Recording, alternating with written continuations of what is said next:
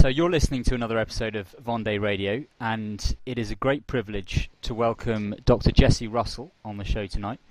Dr. Russell writes for the Remnant newspaper, Crisis magazine, and 1 Peter 5, amongst other publications. And from my experience, Jesse Russell is one of the most erudite and insightful writers on the whole school or wing of Catholic neoconservatism, and it's a pleasure to speak to him. Particularly after speaking to E. Michael Jones on this movement, and then hearing Dr. Russell speak to Tim Kelly recently. Dr. Russell, how are you doing? I'm doing well. Thank you very much for having me on your show.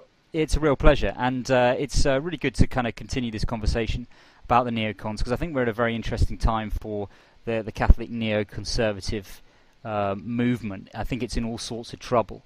But first of all, could you just start off? I know you've discussed this many times before, but just a brief overview of the Catholic neoconservative movement and what could be described as the four original horsemen. Okay, sure. Well, the Catholic neoconservative movement begins in the 1960s, actually, similar to the Jewish neoconservative movement. So the Catholics, Michael Novak and George Weigel, as well as Father Richard John Newhouse at the time, were all kind of post-Kennedy Democrats. Yep. And Michael Novak had been in the seminary for a number of years with the Holy Cross Fathers, and I think it was a month before his ordination to the priesthood, he left. He became a reporter for the National Catholic Reporter America, as well as Time magazine, which is very interesting if the viewers know Right. David Wemham and E. Michael Jones's work on that. Claire Booth Luce was a convert to Catholicism. Her husband had founded Time magazine, and it definitely was an effort to recruit John Courtney Murray and others into the sort of Americanist fold. So I know that E. Michael Jones has said that Michael Novak was the first one to coin the term the spirit of Vatican II, and so he was a radical Catholic at the time. Richard John Newhouse was at a parish, St. John's in Brooklyn,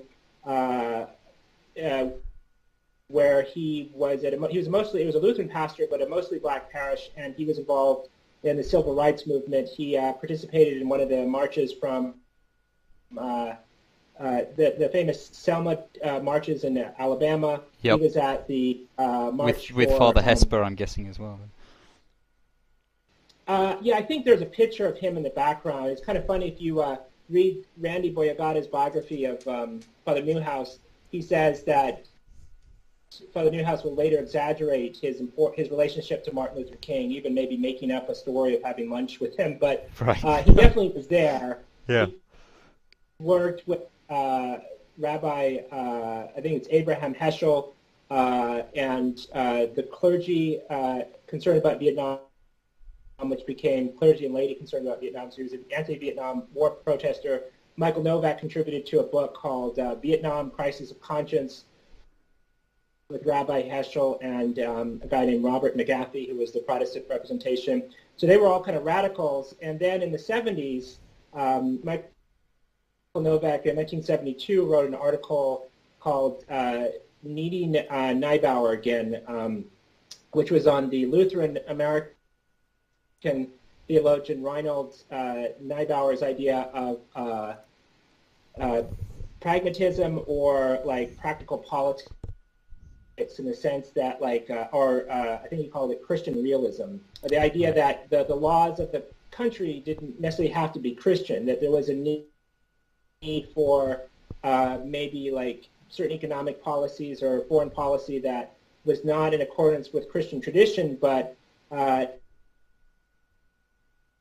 practical reasons had to be enforced. So that was contrary to not just Catholic, but most of Protestant teaching for years, hundreds of years. Absolutely. And Novak had argued that we need to bring back Reinhold Neubauer to combat the old Catholic traditionalists, the old Protestant right, as well as the new sort of left-wing Christians who were saying that we need to follow Christ's injunctions in the Sermon on the Mount and the Gospel literally. And so, like, if there's any sort of violence, we just need to sort of turn the other cheek and allow the enemy to kill us. So he attacked both conservative or traditional ethics and then the new left-wing ethics as moralism. In his article in Commentary magazine, which was the Jewish neoconservative magazine. Later in 1976, Novak writes an article in the Wall Street Journal called The Closet Capitalist Confesses, and he basically gives his endorsement to capitalism. Now, he doesn't, even in his later writings, he develops these, economic theories. They're not necessarily very detailed or, I guess, revolutionary or anything like that, but they basically give a stamp to capitalism in quotation marks, meaning that Catholics didn't have to vote for the Democratic Party in the United States or the Labor Party. They could vote for the conservatives or the pro-free market party with a clear conscience, even if like that party wasn't necessarily like totally open to the free market. Like if they had different socialist or I guess regulatory laws that they were encouraging, nonetheless they appear to be the capitalist party. So he was basically saying, come vote Republican, or I guess, I don't know, when was Margaret Thatcher elected? 1978, is that right? 1979, yeah. Okay, 1979. So you could vote for Margaret Thatcher and her deregulation, or like her policies, and be a good Catholic. You vote for Ronald Reagan later on, or whoever. And Father Newhouse, interestingly too, at the time, Pastor Newhouse, he read the book, The Population Bomb, and he wrote a book in response to that, which advocated for sort of pro-life and anti-eugenic issues. Right. And so he kind of moved away from the left because of his desire to defend human life. George Weigel claims that he became more conservative after he after he watched Operation, I think it's like Freedom Wind. And it was when the Americans finally left the embassy in Saigon in the 1975, I think, perhaps 1976, I think 75. Yep. So they all claimed to kind of shift to the right in the mid-70s. And then during the Reagan era, Michael Novak worked for the Reagan administration as an ambassador to the United Nations Conference in Geneva, Switzerland, where he advocated for the rights of Israel and for, I think it was for the Jews in the Soviet Union who wanted to be able to leave and immigrate to Israel. George Weigel at the time had traveled to various think tanks. In 1987, he releases a book called Tranquilitas Ordinis, which basically says that the fulfillment of Catholic teaching on war and peace from the time of St. Augustine is fulfilled in American liberal foreign policy.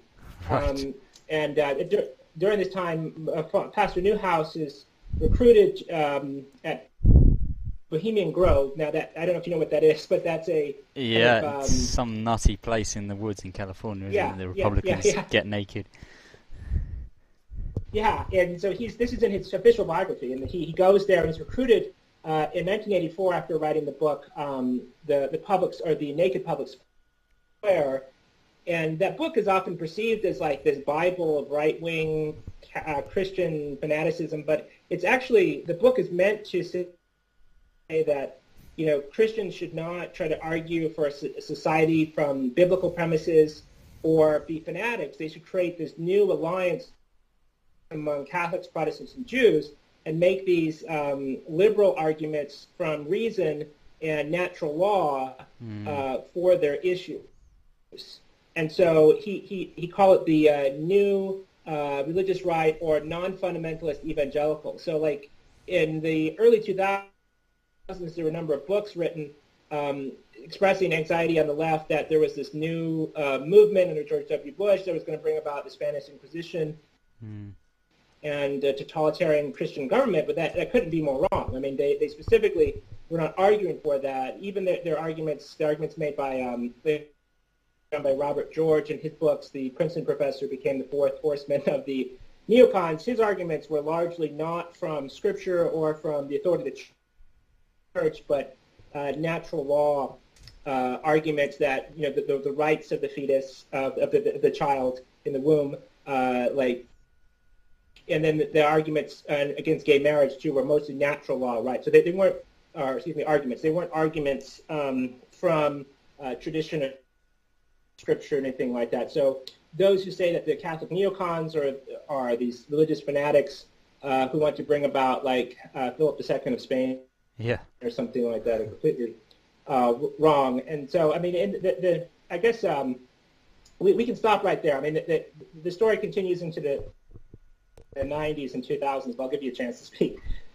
Well, that's perfectly timed, actually, because there was a really interesting point you made in an article in the Remnant about this time period, and you said like being a hippie in 1968, the best year to be a Catholic neoconservative was 2001, and it really resonated with an article, a very interesting article by Peter Wolfgang in Crisis magazine, and that was in April of this year. And I'm just going to quote that because I think it's very interesting. It says, "It is hard from the perspective of 2018 to recall the incredible hopefulness with which Catholics greeted the dawn of the new century, especially for young Catholics who may not be old enough to remember the Jubilee year of 2000, and whose preoccupations today, whether it's a strategic retreat of the Benedict Option, the thesis that the United States itself is an ill-founded republic, or the turn toward Latin mass traditionalism, are the result in part of the failure of those very same hopes. The turn of the millennium was a time when many Catholics thought that we were going to take it all back. All the cultural ground that had been lost since the 1960s was going to be restored. Polls were finally moving in a pro-life direction, and Roe versus Wade was going to be overturned.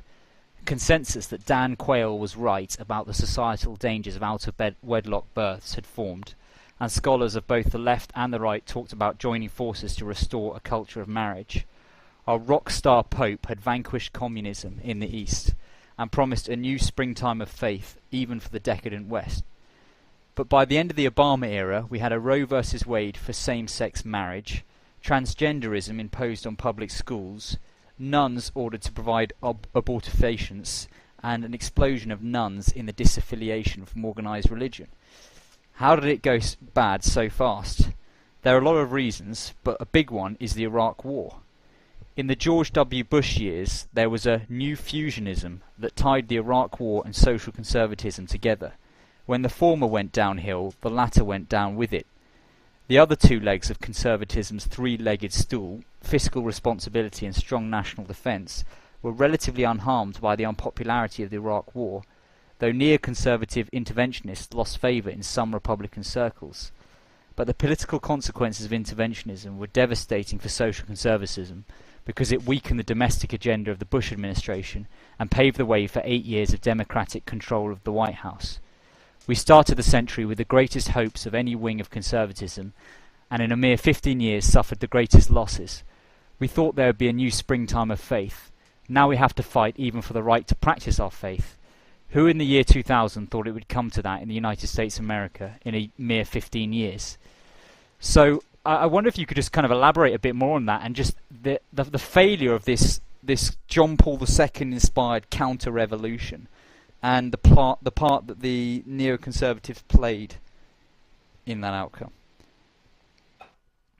That was a very well-written statement that the author provided there. I would say I remember I was at that time I had gone to World Youth Day in 2000 that summer. Right. I remember I'd also gone to Medjugorje at that time, which I thought was a legitimate operation at that time. I remember that euphoria. I think that there are a number of things that could be said. First and foremost, we often forget too is that in 2002 there was the long Lent of clergy abuse. And when they were revealed, and even now we have the Uncle Teddy McCarrick scandal, which is just the beginning of another wave of scandals here in the United States. And the elephant in the room is the fact that John Paul II appointed or promoted many of those men.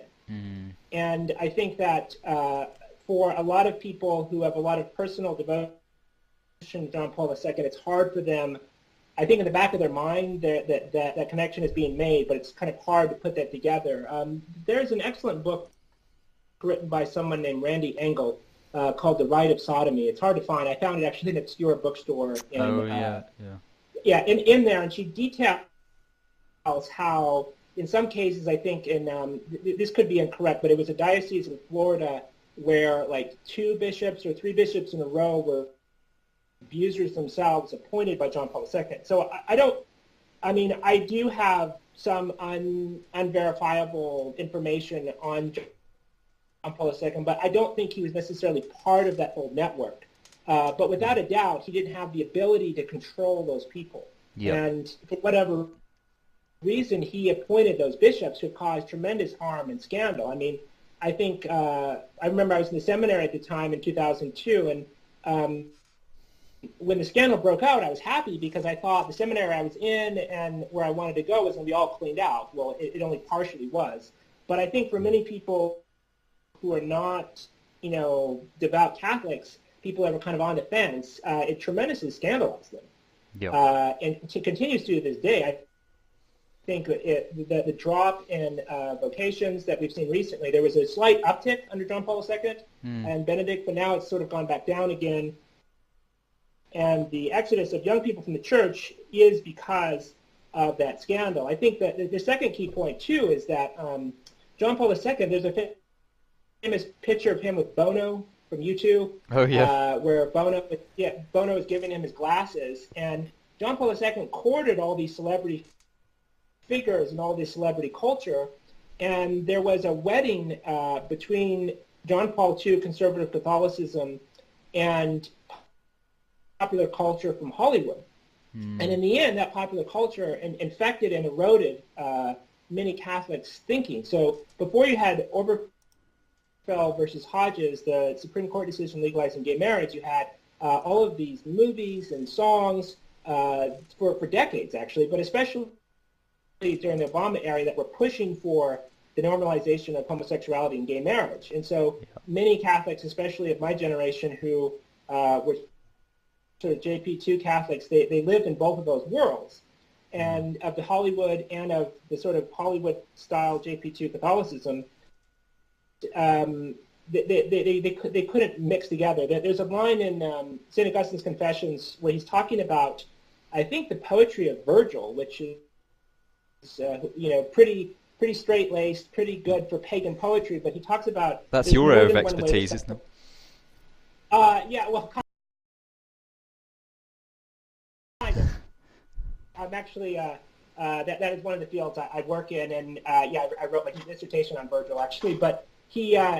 Augustine mentioned something about how there's more than one way to sacrifice to demons, meaning that the world of pagan culture, at the very least, is very dangerous. And so if you have these young people who don't live an authentic Catholic life in regard to culture and allow, go on at night and watch Netflix and, listen to these songs by, George Michael or whoever, they're going to have an effect on those people. Eventually, like, one culture is going to have to give way to the other. So I definitely think the Iraq War was a big part of it in the minds of Americans and people in the West. I think the clerical abuse scandals and just the tremendous influence of culture that is so corrosive. I mean, I'm probably older than you, but based on your screen picture there, I remember a time in the 1980s and even in the 90s where the culture was pretty bad, but you would not see the things on television or movies even, or music that you experience now. It's almost overwhelming, and art always has the ability to change and affect people's views on religion and politics. Absolutely, yeah, I think that's so influential. And you talked, your recent articles in Remnant have kind of talked about the demise of these neocons. Obviously, Michael Novak and Rich John Newhouse have passed away, but the others are kind of lying low because, as you describe it, they're sort of caught between Pope Francis, who's a more classic, you could say, 1960s liberals, and then President Trump, who has kind of resurrected Buchananism, which was a source of real contention with the neoconservatives in the 90s. Oh yeah, I mean, definitely. There's the Jewish neoconservative writer Norman Poderetz has a chapter in one of his books, "Why Jews Are Liberals," on Pat Buchanan. Yeah. Weigel takes a number of shots at Pat Buchanan in his writings. I think that the revival of interest in ethnic identity in the West is something that clashes against the neoconservative view of American identity, because for them, it's not necessarily just liberalism or American liberalism, because the founding fathers of America were liberals, but they envisioned America primarily being an English, culturally Protestant country. Right. And the Catholic neocons have this sort of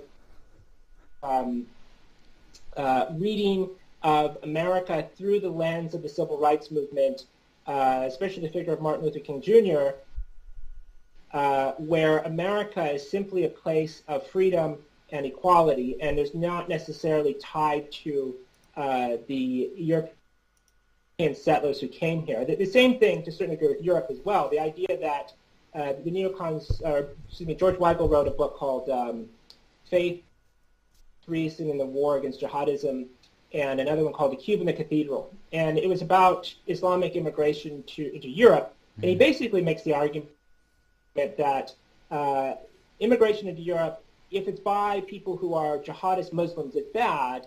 And it's also bad that Europeans don't want to have children anymore.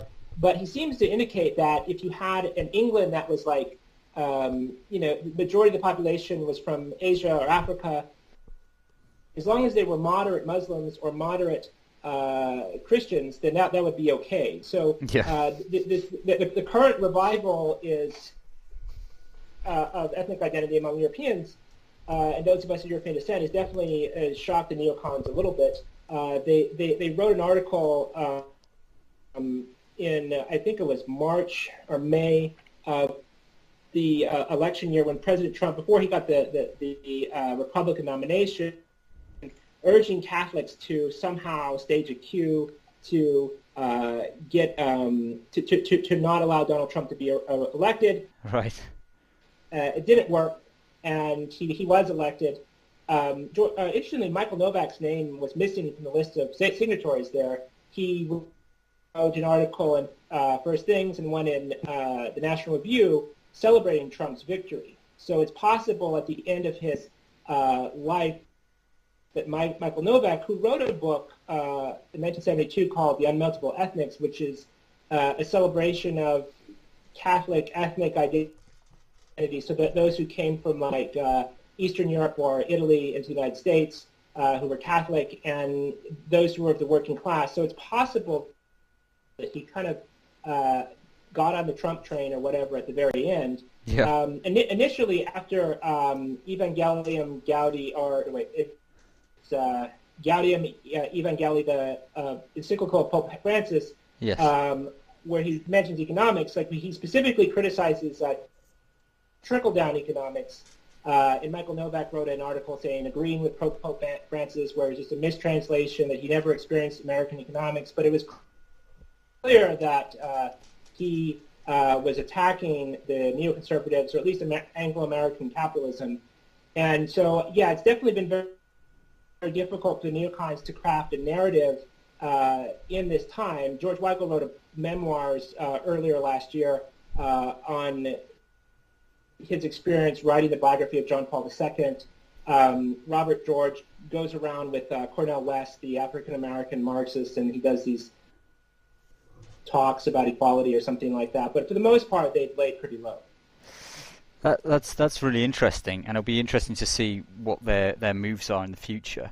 I'm sure you're familiar with the work of John Rao, the historian. He's written for the Remnant, and he makes a really interesting distinction between what he calls the moderate Enlightenment, which are the English and American revolutions, and then the radical Enlightenment, which are the French and Russian revolutions, and how the world sort of vacillates between those two forms of revolution, but both are antithetical to the Catholic faith. So, whereas the French, the radical Enlightenment bans worship on Sundays, the moderate Enlightenment just says you can go shopping on Sundays. But they're actually both destructive to the true faith, and I think this is the kind of the core of the sort of problem with the Catholic neocons. Is what you mentioned earlier, is that they're just another form of liberal. They're just right-wing liberals as opposed to left-wing liberals. But they're still cafeteria Catholics in that they are rejecting church teaching on just war, on usury, on the separation of church and state. I think that's a really big one. Yeah, definitely. George Weigel's argument in his 80s book, Tranquilitas Ordinis, is that he sees the evolution of Catholic thought as moving from St. Augustine to like a few dissident thinkers in the Middle Ages, and then eventually it's like the third plenary session of bishops in Baltimore in the late 1880s in America, where the bishops give this full-throated endorsement of America, and that actually inspires Pope Leo XIII's condemnation of Americanism. So definitely, like in America, we've had this long tradition since the 18th century, since the Carroll family, this idea that Catholics, especially English Catholics and then Irish Catholics, ironically, who wanted to become as American as possible. This idea that to be part of the American political establishment, you have to be a liberal. So the Kennedy family is a perfect example of that, where you have the patriarch, Joseph, right? I think that the father's name, who had he was sympathetic to the Franco regime. He was critical of U.S. involvement in World War II. So he was kind of a reactionary at heart. But his sons, John, and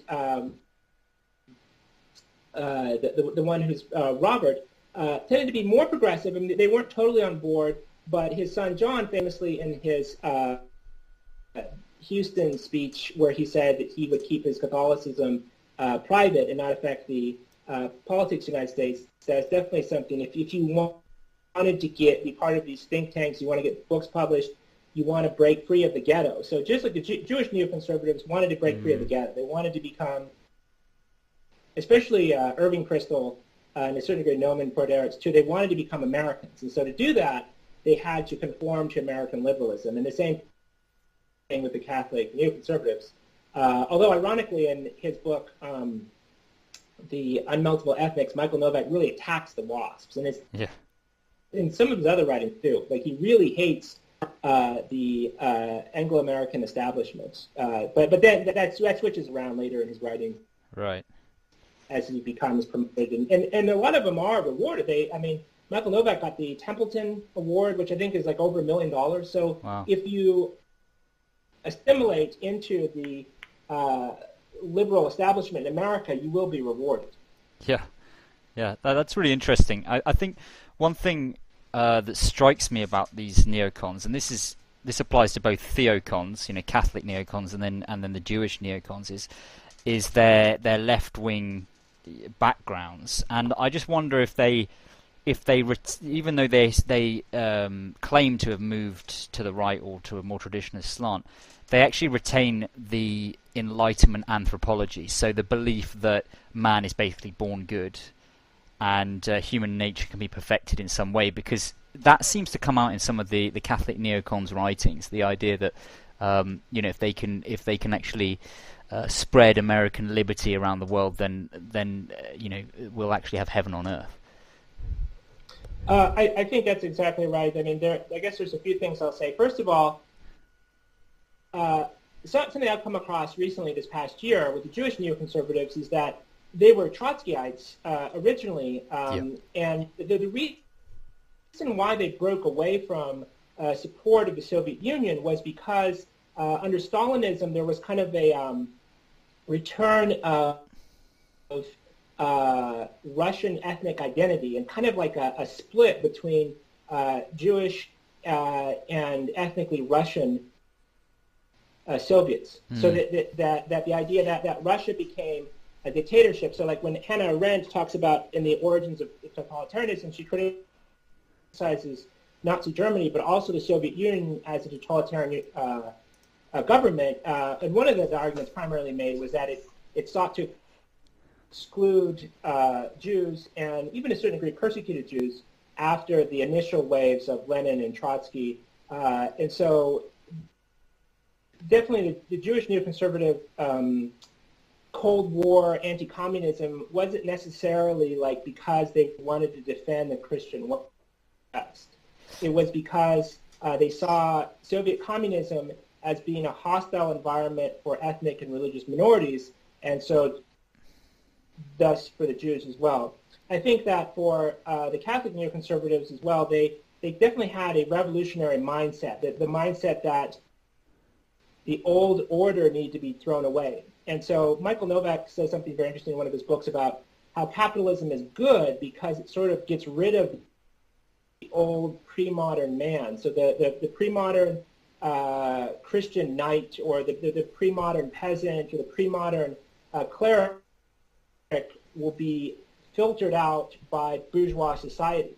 And interestingly, that's one of a similar argument made by Marxists and cultural Marxists is that the authoritarian personality, so the personality that, like, I don't know, in England, I guess, the personality that Alfred the Great would have or something like that. Yeah. We can't have people running around with those personalities because eventually something akin to National Socialism will develop. Now, it's obviously ridiculous, but that's kind of the idea. So we can tame people with modern society. And they also, like, their opposition to the Vietnam War in the name of human rights, simply switched to advocating war for the sake of rights later on. So they would oppose the Vietnam War because of the rights of the people of Vietnam or North Vietnam or whatever. Later on, they'll say, well, the rights of the people of Iraq are being trampled, or the rights of the people of Syria are being trampled, and so we have to defend them. So the argument is never like we want to have a crusade into, like, Iraq. And I'm not saying that a good thing or something, but it's not like that. It's sort of like we need to get rid of an authoritarian institution and replace it with liberalism. So that's the same idea in Soviet Russia, the same idea the French Revolution, the same idea developed in the 20th century by Woodrow Wilson and the after World War I, that one of the roles of America as an engine to attack authoritarian regimes. Because remember, the United States defeated Spain, the Catholic country, and the United States did everything it could to support regimes in Latin America that were not necessarily pro-Catholic. If they were too Catholic or they were too reactionary or whatever, they tried to get rid of it. So it's definitely the case. It's not the case that they wanted to bring about Christianity to the world. They definitely wanted to bring liberalism, and so they have stayed liberals their whole life. I mean, even George Weigel in his recent memoirs, he says that he wanted to present the teaching of Vatican II, but in a different way than he did when he was a younger liberal theologian. So they still wanted to have the new theology. They just wanted to rebrand it. And one last point with that is that your point about the inherent goodness of people, there is definitely an idea in the Nouvelle theology figure Henri de Lubac, who was under censor before the Vatican II, but then became this great supposed conservative theologian. But he had kind of seemed to make the case that there is this sort of like, I don't want to say anything heretical, but basically the idea that there is an inherent goodness in things, and that grace was present in certain things naturally. Now, don't quote me on that could be a little bit off. But nonetheless, that idea was necessary for the neoconservative alliance. So if you believe that you need to be baptized, generally speaking, to get to heaven, you need to be a practicing devout Catholic in good standing, then it's harder to have these ecumenical and interreligious alliances. But if you believe that like the good people go to heaven and the Catholic Church is the best way to get to heaven, but the good people are going to go there anyways, then there's not so much of an urgency to spread Catholic teaching or have a Catholic society. So that, yes, they basically did seem to believe that people were inherently good, and it wasn't, like, Catholicism wasn't essential for a society, and it wasn't necessarily essential to get to heaven. Yeah, and I think that's really interesting, because I remember you talking to E. Michael Jones about the kind of authenticity of the neocons when it came to the pro-life cause. And as you mentioned earlier, I think someone like Father Richard John Newhouse was, genuinely pro-life.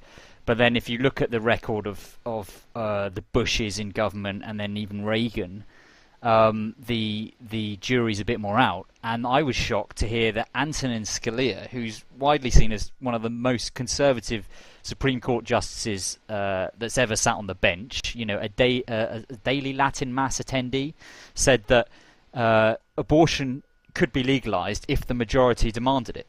So even he's internalized the principle of the Enlightenment and doesn't uphold the Catholic teaching that there can be no social progress outside the moral order. Well, I think the Bush family, first of all, is very interesting. They, they're from the East Coast and part of the WASP establishment, and the Republican Party was not the pro-life party until like the 1980s and 90s. So it used to be the party of sort of WASP eugenics in the past. And the Bushes, when they went to Texas, they all got Texas accents. The younger ones became evangelicals. One of them married a Latina. Their English got bad. So like George H.W. Bush, during the New Hampshire primary, I think it was in either 88 or 92, he went in to a truck stop and he asked for a splash of milk in his coffee. And a splash is not a term that the average American would use. So people thought of him as being like uptight, too highbrow. But his son, can't say three-syllable words or whatever, allegedly. So like I think a lot of it was an act. Now I don't know. I don't know George W. Bush's heart of hearts. I mean, the audience can look. There's all kinds of crazy conspiracy things on the internet. Probably some of them are at least partially true. That is this all an act or partially an act? They knew, they saw during the Nixon campaign that they could get votes from the South. And to get votes from the South after the Evangelical Revolution, they needed to be pro-life and pro-family. So I think Barbara Bush was pro-choice. I think George W. Bush's wife had come out recently about one of those issues in support of either gay marriage or abortion. So the jury's out with that. Yeah. But they knew that would get them votes. Now, it is true in I believe it was 96, I'm not sure, it could be 94, 95, 96, there was a conflict at First Things where Father Newhouse, after one of the Supreme Courts, one of the American courts had endorsed assisted suicide. He came out comparing America to Nazi Germany and to arguing for some sort of revolution against the Clinton presidency. And after that, there was a split between Jewish and Catholic neocons, and Father Newhouse only kind of half-heartedly apologized. So I think that there were a couple other things similar to that happened later in his life. So I think it is weird that he sort of converts to Catholicism just at the right time, that he's kind of educated by Avery Dulles, who's father and uncle were the founding fathers of American intelligence. But I think he was sincerely pro-life, but they didn't quite realize that you have to have a pro-life culture, and there has to be some authority. We don't, traditional Catholic teaching does not advocate for a modern, totalitarian government, but there has to be an authority where we say, similar to the production code in the early 20th century, is that you can't put these things on the radio. You can't put these things in music, and we have to have a Christian culture that's enforced by some authority. So what happened was that I think that they're genuine believers in liberalism, but in the end, there will be a dominant authority and force of power in a society. And in our contemporary world, not just in America, but throughout much of the world, it's sort of like Hollywood culture, and it's hard for traditional cultures to resist that. You see that, I mean, I remember going to, I've been to Europe a few times, and every time I go back, it seems more and more like America, in the sense you see more and more chains everywhere. Like I went to Oxford, England, and every pub was like dance music. You think it would be like some sort of harp or Tolkien or readings or something like that. Yeah. Like, so this culture is so pervasive, it's hard to fight against. And the only thing to sort of keep it out would be to have some sort of authority that will put a cap on it. And Alistair MacIntyre, the Catholic philosopher, had written this way back in the 80s in After Virtue. You can't simply have pure liberalism. There has to be an authority of some kind. Yeah, absolutely. And yeah, I wonder someone like Scalia, they're not aware of the fundamental contradictions of the American Republic, its foundations in liberalism, and how that doesn't actually gel with Catholic teaching on church and state. But just to bring this up to our own times, I'd be interested to get your thoughts, seeing as Anthony Kennedy, who is such an important figure for these social changes wrought in America, will be stepping down from the bench, and there's been a number of candidates mooted, one of whom is Amy Barrett, Catholic. Do you think that with all those Catholics on the bench, possible Conservative majority, that there is a possibility of Roe being repealed? Definitely so. I guess there's a lot to say there. I'll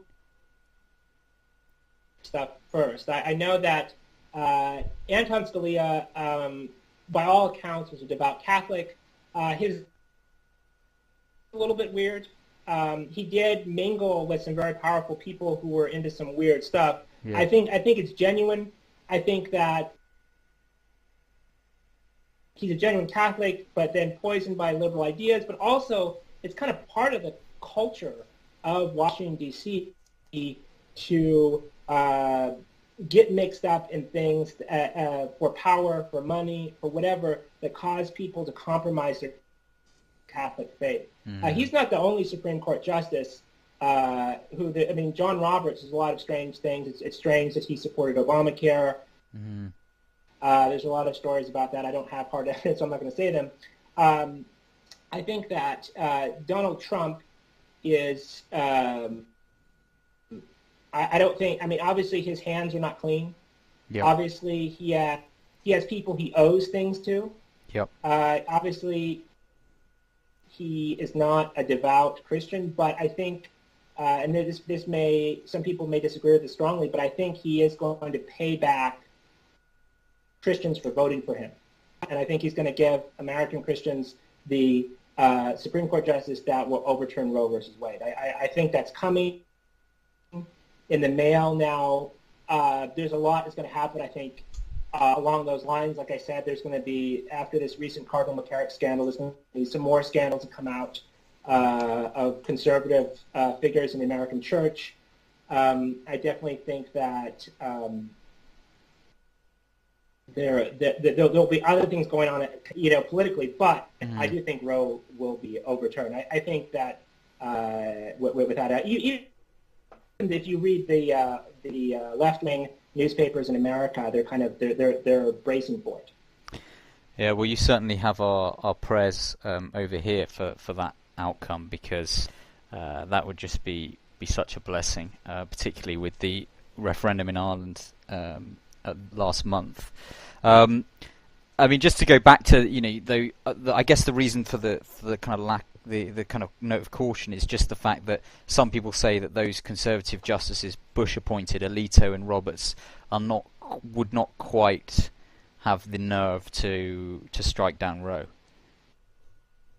but you think they would? Yeah, I don't know. I mean, like, why did Justice Roberts approve of Obamacare, and the next day he's on the cover of Time magazine?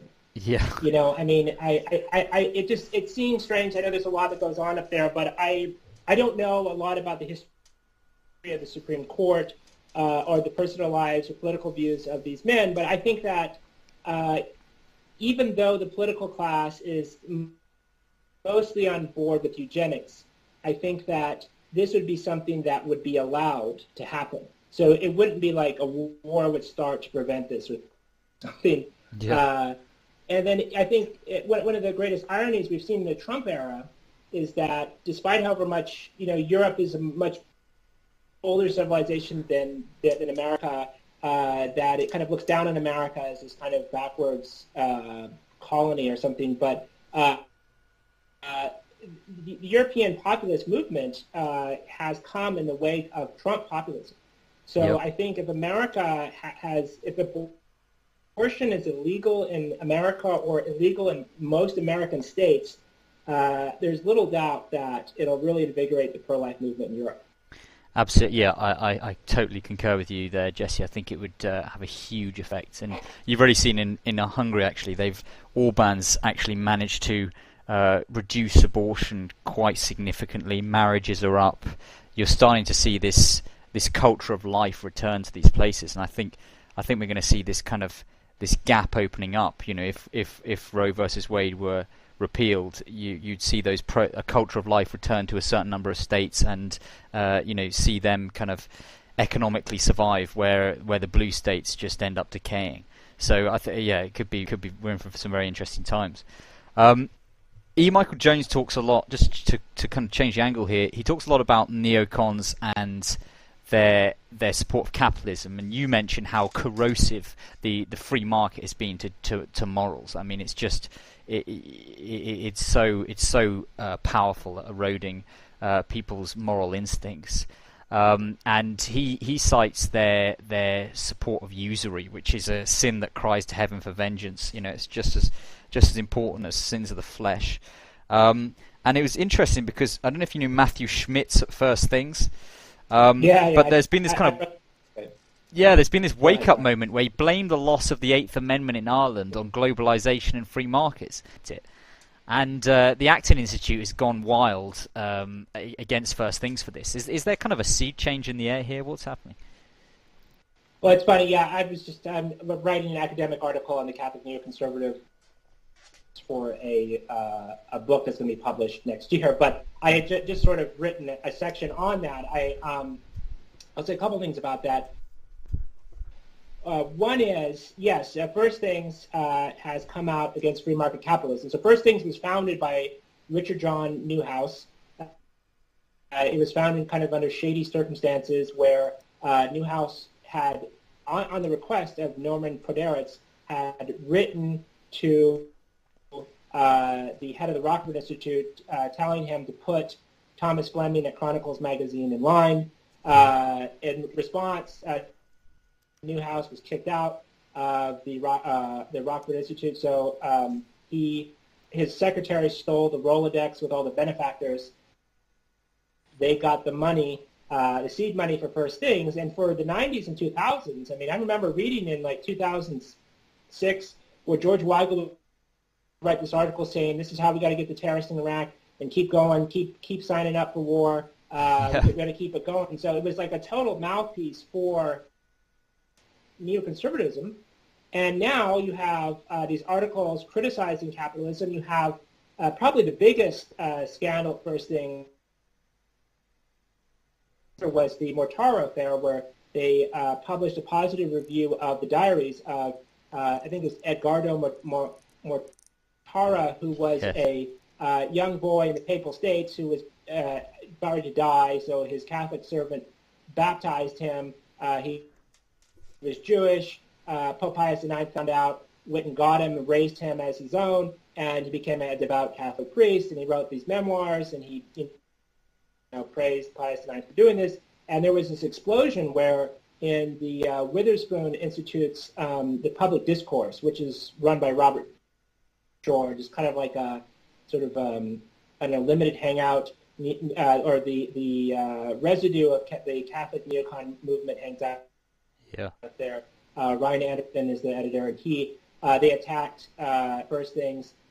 Bishop Charles Chaput, who is like, along with Timothy Dolan, one of the most neoconservative bishops. I think Chaput wrote 2 books arguing for a neoconservative view of politics. He attacked First Things in the Jewish Review of Books, which was strange. And he said someone asked him to write this, which it just seemed bizarre. I mean, if like a rabbi were to say, well, I'm writing this article in the Catholic Review of Books because some Catholic person told me to write it. It seemed a little bit odd, but I think definitely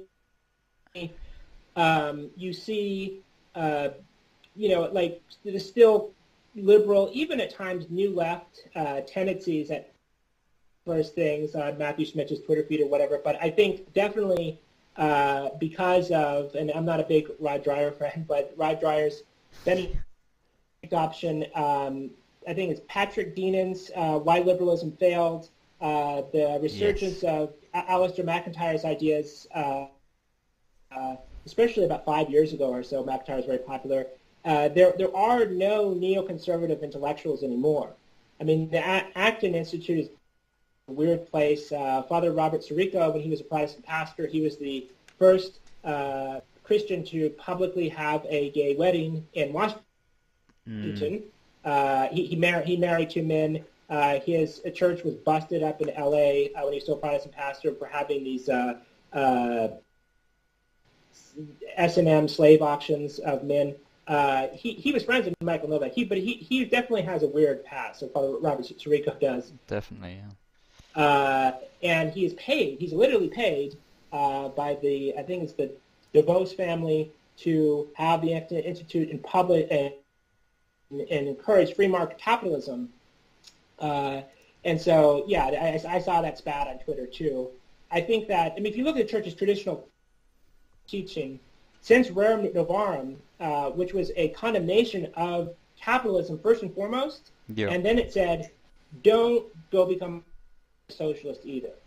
And so most of the, I think Pius the 11th and Quadragesimo Anno had referred to liberalism as a poison spring, the economic liberalism as the poison spring. The left-wing Catholic social documents like Populorum Progressio of Paul VI, Mater et Magister of John the 23rd, there was another one too, like the 80th anniversary of Traditionalists on us. But those were all left-wing critiques of capitalism.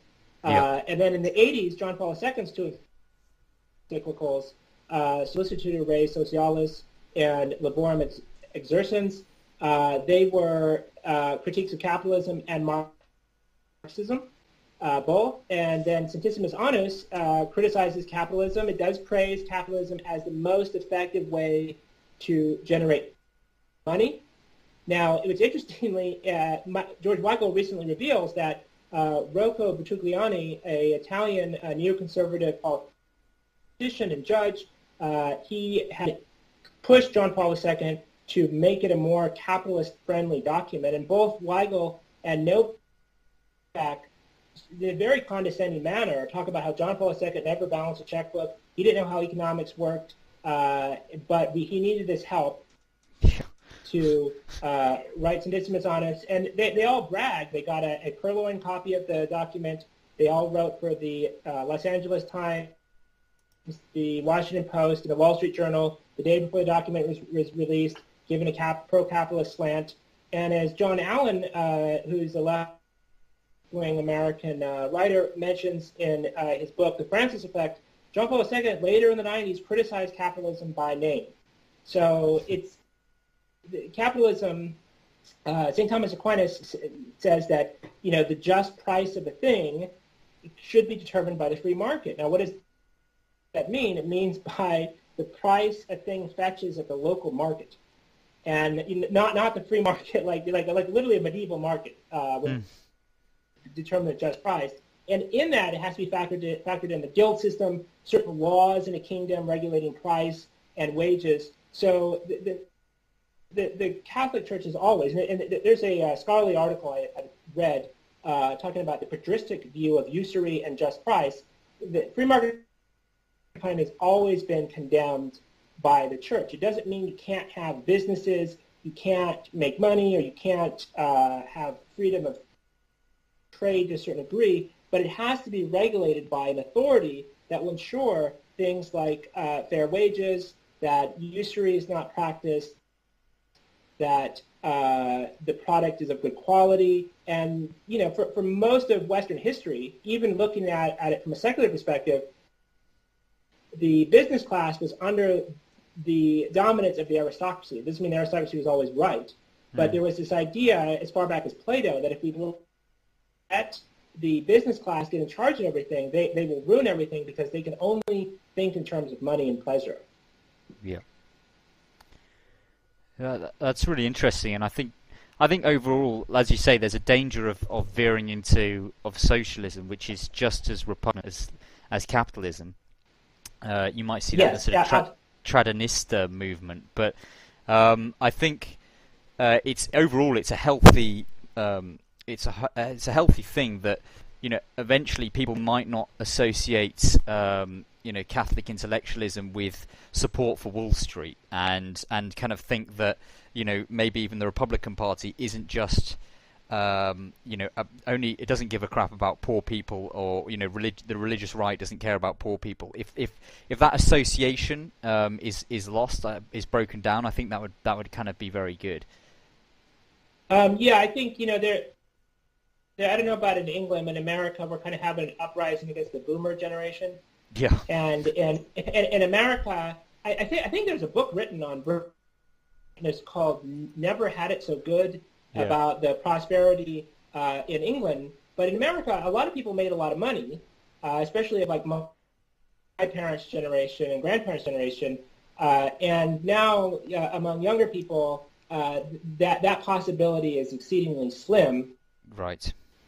And so they weren't fed by capitalism. And the capitalism that Americans were fed by was a capitalism that was restricted, especially for my grandparents' generation, by unions who had to fight for just wages, had to fight for decent hours and benefits, that sort of thing. I think that there'll be a tearing away from the perception in people's minds that capitalism is synonymous with Christianity in the United States. I don't know what will come in its place. However, I think if you ever read the work of Martin Heidegger, who was unfortunately a lapsed Catholic and very difficult, dense stuff to read, but I mean, one of the points he argues, especially in his later work, is it's sort of like he uses this term "man dwells poetically." This idea that the way in which we live now is so inconsonant with what it means to be human.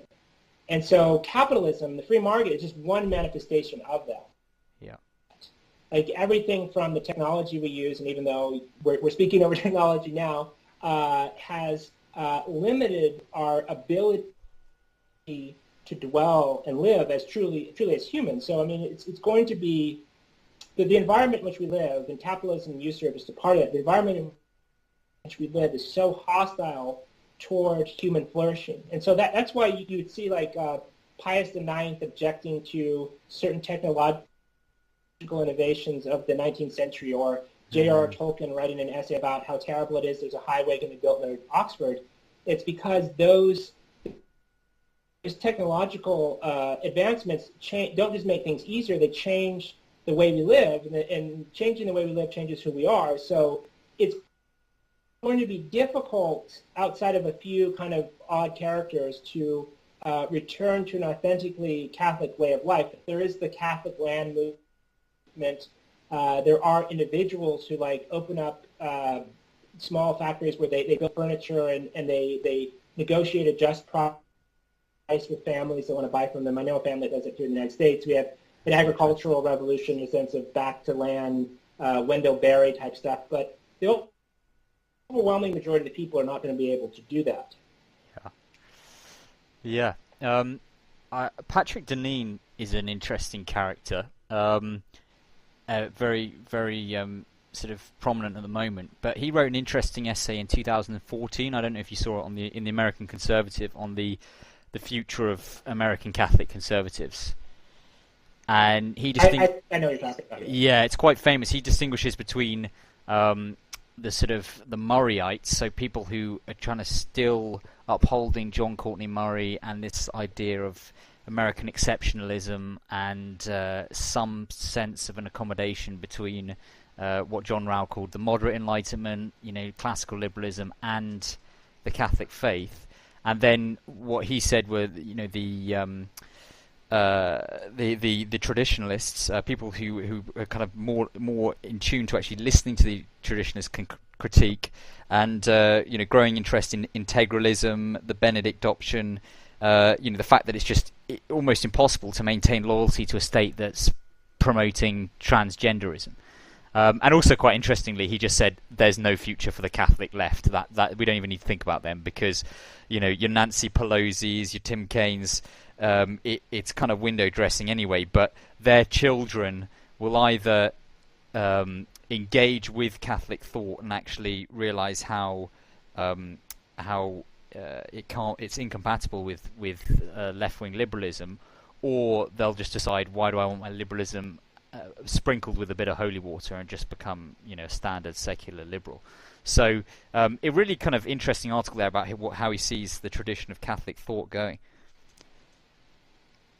Well, if you read Pat Buchanan's first set of memoirs right from the beginning, he talks about his neighborhood in Northwest D.C., and in that neighborhood, everyone was Irish Catholic.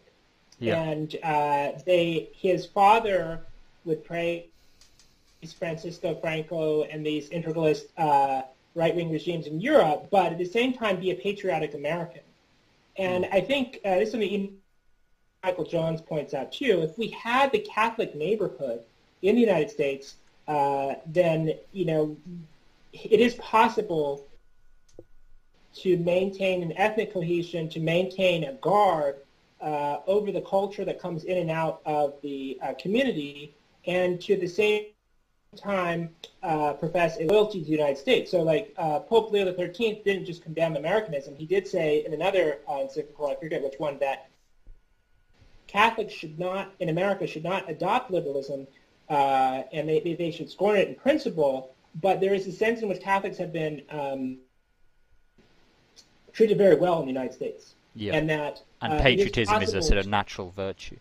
Yeah, absolutely. So I think that we do have the Trump phenomenon where we have someone who, from here on out,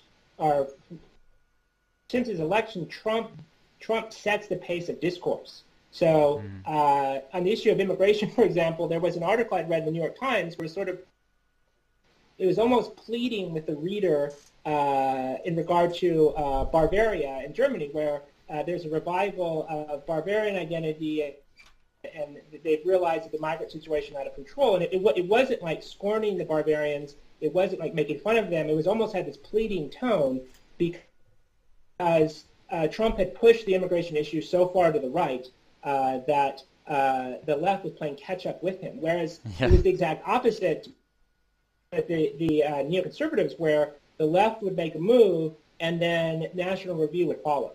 Yeah. And so it is possible for a top-down change in these countries, and we see this in certain European countries, in Italy, in Hungary.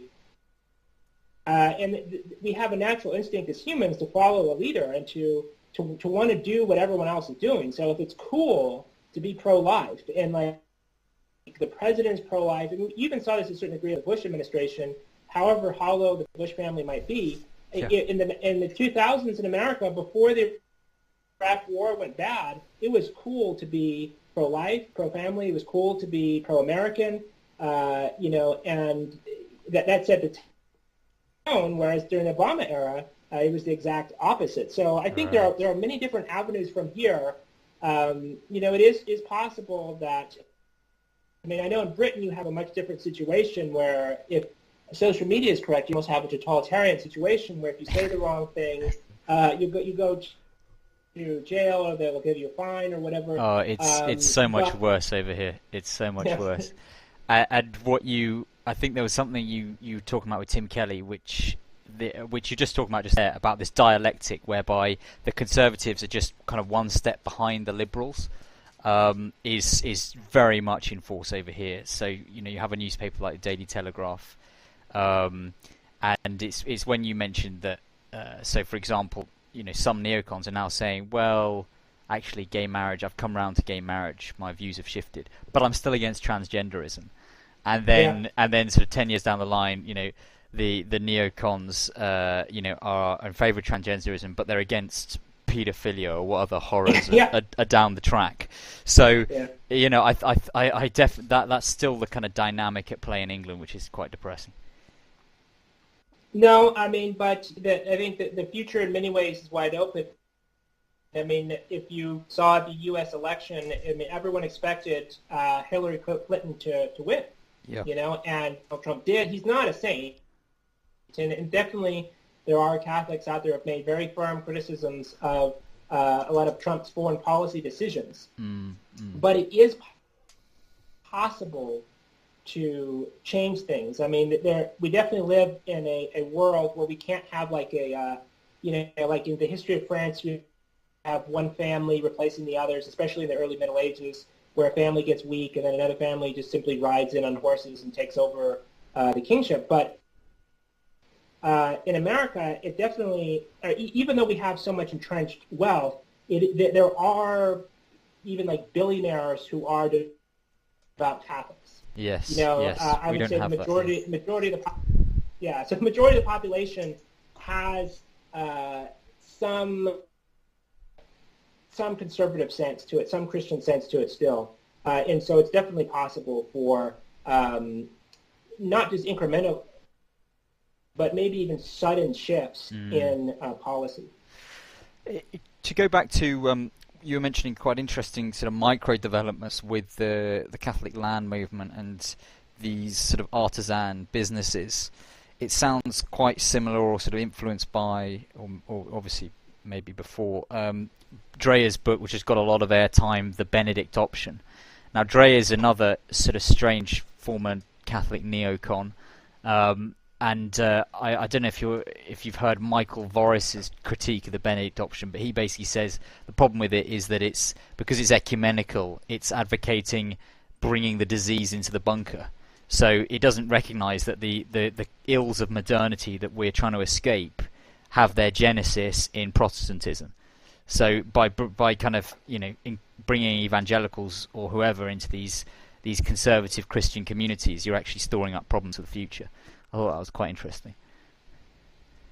Well, yeah, I mean, I've written a couple of things on the Benedict Option. I think, first of all, Rod Dreher has an interesting history. He was a Methodist, and then he became Catholic, and he, during his coverage of the abuse, I think it was the Dallas Morning News or one of the papers in Dallas, Texas, but he left the church for Orthodoxy, but he didn't publicly proclaim it.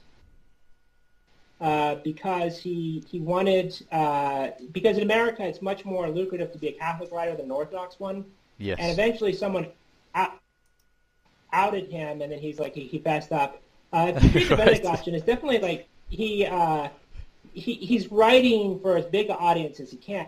Yes. Now, I have no doubt that he honestly believes that Catholicism, Protestantism, and Orthodoxy are just three branches of the same religion, and maybe even Judaism is they're like four branches of Judeo-Christianity or whatever. But that's a favorite neocon phrase, isn't it? Judeo-Christian. Yeah. Like that just that one phrase says so much about the movement, doesn't it? Because it's very interesting. Anyway, sorry, carry on. No. That's quite interesting too. In the Jerusalem Post, there was an article by a rabbi saying we need to get rid of this term Judeo-Christian because Christianity is so diverse, and Judaism and Christianity, especially Judaism after AD 70, is a different. There's a horse of a different color than the biblical Judaism. Yeah, Talmudic Judaism. Yeah, so it's a term given that allows both Catholics and Jews to be part of the American establishment to a certain degree, and it kind of paves over these enormous differences, not just between Christians and Jews, but among Christian faiths. So Rod Dreher, his idea of he definitely is arguing for that, and that has never worked. Like during the Spanish Civil War, like hiding from the revolutionaries was not going to do anything.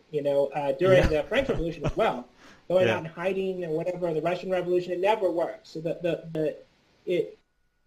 you have to meet the enemy with force, and it doesn't necessarily have to be like a civil war or something. I mean, even Trump is able to do that, and the left will talk big, and then when something happens, they just get scared out of their mind.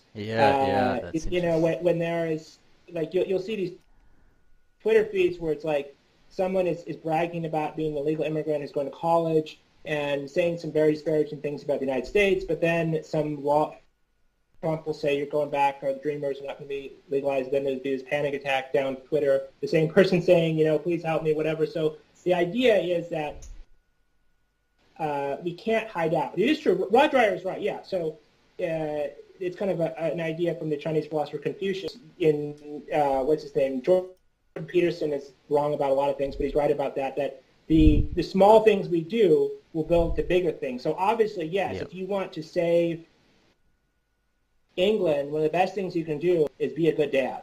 If you want to save the United States or whatever, if you don't know the names of your neighbors, but at the same time you're talking about,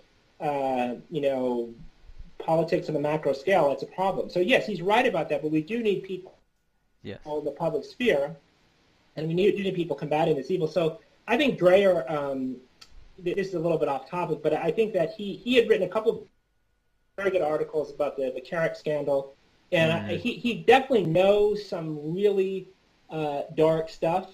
And you think, well, aren't the scandals in Boston and the McCarrick stuff, isn't that dark enough? But he has an insight. I think he found out some things that were really bad, like really, really bad. More on the level of organization, the crossover with these abuses happening, not just in the church, but crossovers with the Republican Party and the Democratic Party and other things going on. So I don't want to kick Dreher too much. I think he saw, not personally, but he found out some bad stuff. He's hinted at that recently. So I think, as I mentioned earlier, that those revelations, especially conservative figures that were very popular in America, I think that's going to shake people. But I think you're seeing more and more, as you mentioned, and the Patrick Dean article about traditional Catholicism, a lot of realizing that people have been talking for years, long before 2002, that there is a tremendous level of corruption in the church, but that is not what the church is, and that the liturgical abuse, the liberal approach to abortion, liberal approach to migration, all that stuff, that it's all clustering around this tremendous festering evil. So, it is true that, some people, and I know people that have worked for like EWTN and stuff like that, that there are Catholic figures who put on this mask, and they're like, oh yeah, I do adoration and I go to mass, blah, blah, blah. My wife and I never use birth control, blah, blah. But there is another side to that, and I think that will be made evident in coming years. Yeah, I think it is really interesting. You probably heard about the Jimmy Savile scandal, how that sort of rocked the establishment here, and it started snowballing towards this sort of Westminster paedophile ring, and it got really dark, but it was sort of hushed up. Now I think I'm sort of influenced here by Michael Jones and this idea that once you give into your passions, it's just like a one-way descent into like horrors beyond horrors, and I think that something like Pizzagate, I don't know the full details, but there's probably a ring of truth there. I mean, if there's politicians in the UK involved in child abuse, then I'm sure that's the same in the US. Well, there is you can find on YouTube an NBC nightly news clip with Tom Brokaw discussing some call boys brought into the White House in the late 80s. There's also that's based on a Washington Times article. Yep. That we had the Franklin scandal in Nebraska and Boys Town, and those children who were abused, they mentioned Republican figures, and they also mentioned clerics, right? As well. And I think that it's a wider network. It's sort of like you probably know Aleister Crowley, the British Satanist. I mean that was sort of an integral part of the corruption is the harming of children. Like that was an essential ingredient, and so that, I think that's definitely something that's there. But having the consolation of being part of the tradition of the church and realizing this is a wider network of corruption, I think will really fortify people to be able to see that, not only was Cardinal such and such, tearing out the high altar, not only was he, doing these street march protests in support of some progressive cause, but he also was harming children on the weekends or whatever. I mean, I think you're absolutely right. I mean, when someone like Cardinal Bernardine, if revelations come out there, really shocking revelations, surely it will really harm the liberal wing of the Catholic Church, because it's just the fact that those statements, progressive cause and stuff, is almost like cover for their own sexual sins, and it will just completely discredit any idea that you can accommodate any aspect of kind of sins of the flesh. I mean, again, E. Michael James talks about how intellectual error sort of follows moral decline in your own life, basically. Well, yeah, people have to create a system of justification for their acts. I mean, I'm currently reading a biography of King Henry VIII. Yeah. There's long before Anne Boleyn, he was having affairs.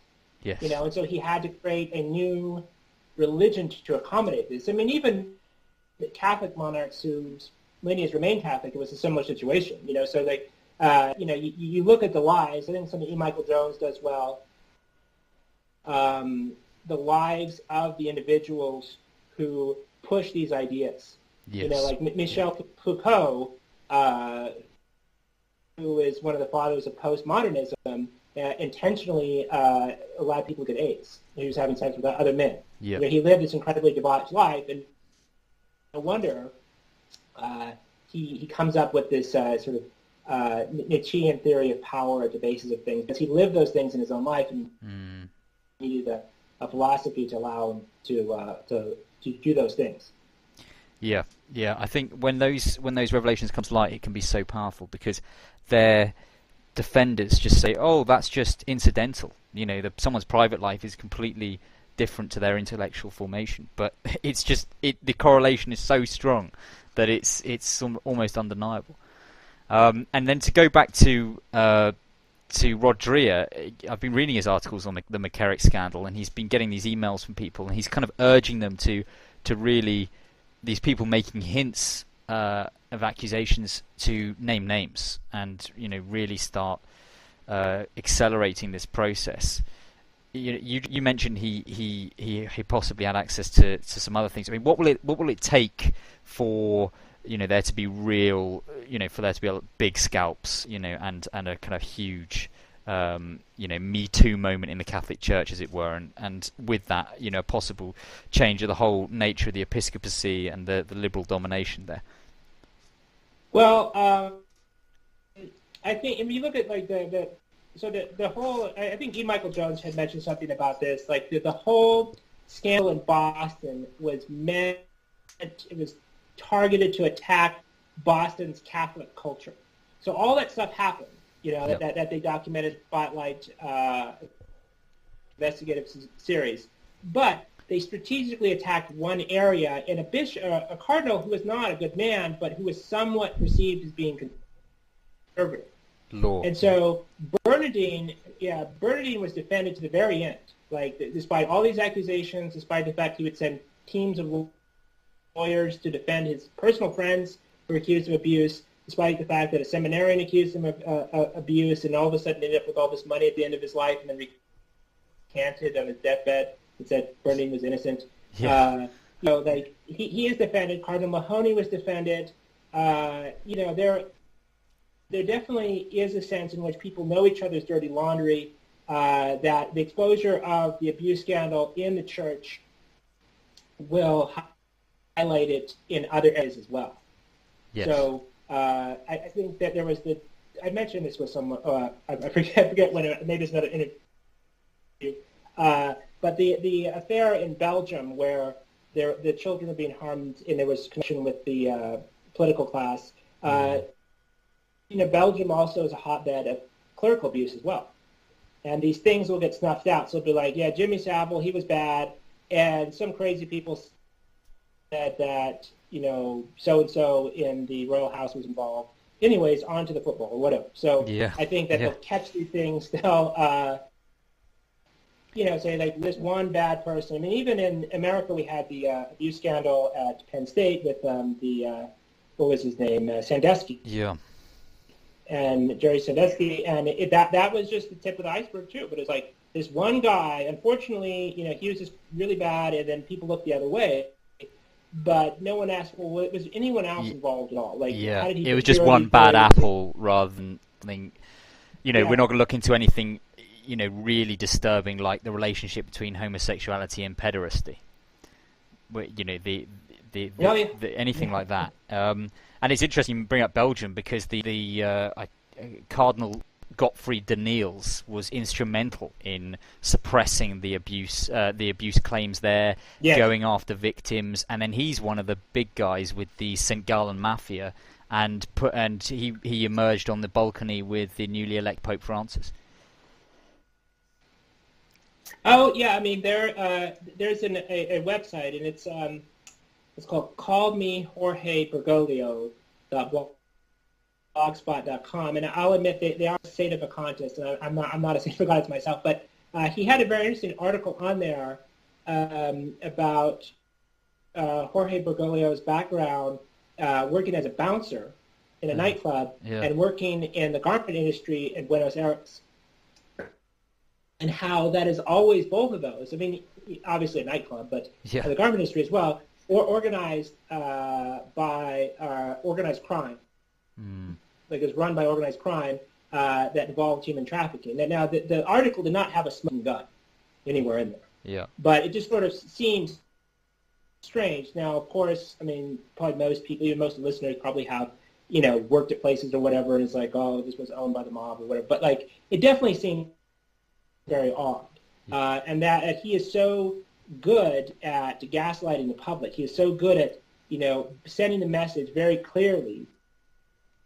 He supports gay marriage, transgenderism, whatever it might be, and at the same time, 2 weeks later, backing up and saying, "Oh, here's a statement saying you should be chaste" or whatever. Yes. So there are also there was, I think it was in the same website where he, I know it's a Mediterranean thing, but kisses these young boys and stuff when they come up to the papal throne. It's just there definitely is something wrong. I'm not saying he's guilty of anything. I'm not saying I have any evidence for that, but there's just a lot of red flags with him and the whole circle around him. Yeah, I had a friend who voiced exactly the same concerns. He said, his attacks or his subversion of the nature of the moral law, the nature of marriage, the real presence of the Eucharist, all these things indicates perhaps some form of personal corruption, and I it would seem to fit into the trend. Again, you can't prove anything, but it's just very interesting.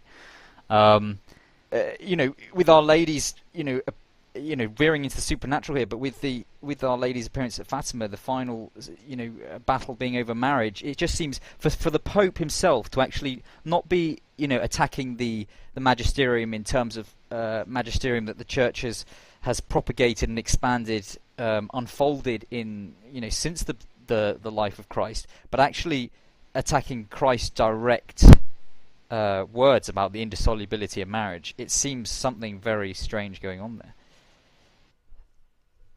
Yeah, I mean, I think that one of the big problems is this is something I thought about with John Paul II is that when I think of John Paul II, I've read a lot of his works, maybe even most of them, but when I think of John Paul II, I think of these images of this good-looking Polish man holding a koala bear or going skiing or whatever, and I have this image in my mind of the Pope.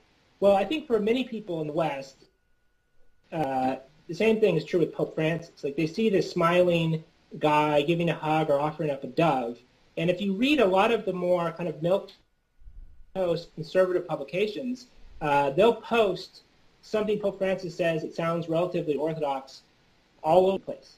Yes. They'll have a picture of him like giving a hug to a child or something or whatever, and it's very effective. So I think people don't quite, outside of traditional Catholics and then the far left Catholics, nobody or a lot of people don't quite realize how serious the situation is. Yes. Yep. And the very definition of modernism, one of the very definitions of Pope Pius X's definition of modernism is that you say Catholic things and you say heretical things. So it's almost like you can't be a modernist unless you're doing the double speak. You can't. If you just taught heresy, you wouldn't be a modernist. You know what I'm saying? So in art, the heresy was always represented by a fox because it was this cunning creature that you couldn't quite pin down and would always sort of slyly deviate from where you wanted it. Oh yeah, and I had written an article on this about the Marxist liberation theology idea of praxis. So the idea that as long as they can get people, just like with Humanae Vitae, as long as you can get people to use birth control, you can officially teach whatever, So it's the same thing with homosexuality. So Father James Martin, I think, is a genius at this, where he'll create the impression, it's okay to engage in any sort of homosexual activity, but then he'll back it up and make the official church statement 2 months later on Twitter or whatever, and then he'll go back to saying, we need to respect LGBT rights or whatever. So the impression I would get from, just reading, if I was a secular person or a nominal Catholic and I was reading the newspaper, was that the church supported gay marriage. That's the impression I would get from the overwhelming media coverage. Yeah, it's a sort of, do you think it's part of a kind of strategy of tension? Just someone like Father James Martin, I know you've talked about, who are the neocons? Who are these people? They've got links to think tanks, the Bradley Foundation, money, and you kind of say that they're not spooks. They've just simply been wined and dined, and they do hold these genuine beliefs. Is that the same with someone like Father Martin today? I don't know. I mean, Todd Dreyer suggested that, or some other writer maybe, that Cardinal McCarrick obviously did not believe in Christ. Well, there's actually an article I'm working on now on this very issue where you have this Dr. Jekyll and Mr. Hyde personality. So I was in the Novus Ordo seminary for 2 years, and then I was in a pre-theologic program at a conservative Catholic school, and I saw this. I saw people who were devout, conservative, Orthodox seminarians who are praying in adoration, and then Saturday night they're having sex with men. Wow. Right? So you have these. I didn't see that second thing, but like that went on, and everyone knew it went on. So I think that to be a lifetime actor, there's a guy, Joe Atwell, who goes on Tim Kelly's shows, and he uses the term lifetime actor. I think there are indubitably people like that who have that ability. I think it's a very rare talent to be able just to simply impersonate, being a hippie your whole life. I think certain people can do it. With these other people, I mean, I've been to Mass where George Weigel was there, like a daily Mass in Washington, D.C. There was just a few people there, and I turn around and George Weigel's kneeling down right there praying. So I have no doubt that I don't think his views are entirely Catholic. Yeah. I think he's compromised by money and influence and power, but I believe that when comes out of his mouth is what he believes. I mean, similar things with Michael Novak. I've been to conferences, like small philosophy conferences, and Michael Novak shows up, and he didn't have to go to those conferences or whatever. I think he was at one of the masses too. So Yeah. I think the problem is that what they believe is not truly Catholicism, and then you have these individuals who are like, saying mass. I knew a priest like that too, who would give these beautiful homilies, but then he was like trying to seduce children. So It's unbelievable. they have this split. Yeah, they have this split personality. Yeah. And I think when people realize that, it's reassuring, in the sense that it's not the case that that this good person was actually evil. The reality was that this person may have had some talents and good qualities, but there's corruption had been there all along. And but again, I don't doubt that there might be a fair amount of people. I mean, you look at even like the Reformation. How many English bishops remained faithful to the Catholic Church? Right. Yeah, just one. How many religious orders remained faithful to the Catholic Church? I think just the Carthusians and Yep. a few others. Everyone else was. It's not as though they were totally corrupted, although some were. It's just like, well, we got a new religion. We can still be Christians, I guess, and let's go along with it. Yeah. Yeah, exactly. So I think James Martin is probably, he probably believes everything he says. He just really believes in his mind that Christ, or that the admonitions against homosexuality in the Bible were just like these curmudgeons like St. Paul or whatever, and that we've come to a deeper understanding of it. Oh yes, yeah, exactly. I'm sure there's people that you can hold that kind of the dissonance there. Just to kind of change tack a little bit here, and this is something I've been quite curious about. You mentioned in your articles how the neocons viewed a liturgy, because I think that's very revealing. The fact that you mentioned that the neocons always treated these liberal Catholic figures with kid gloves, but then they went after traditionalists with a cold fury. And it, really interesting moment. Your article is very funny when you write about it. Was Summorum Pontificum in 2008. Benedict the 16th's indult on the Latin, the Tridentine Mass, and then the lifting of the excommunication of the SSPX bishops. You talk a little bit about that. How neocons kind of shut down any sort of flirtation with traditionalism, or seek to do that.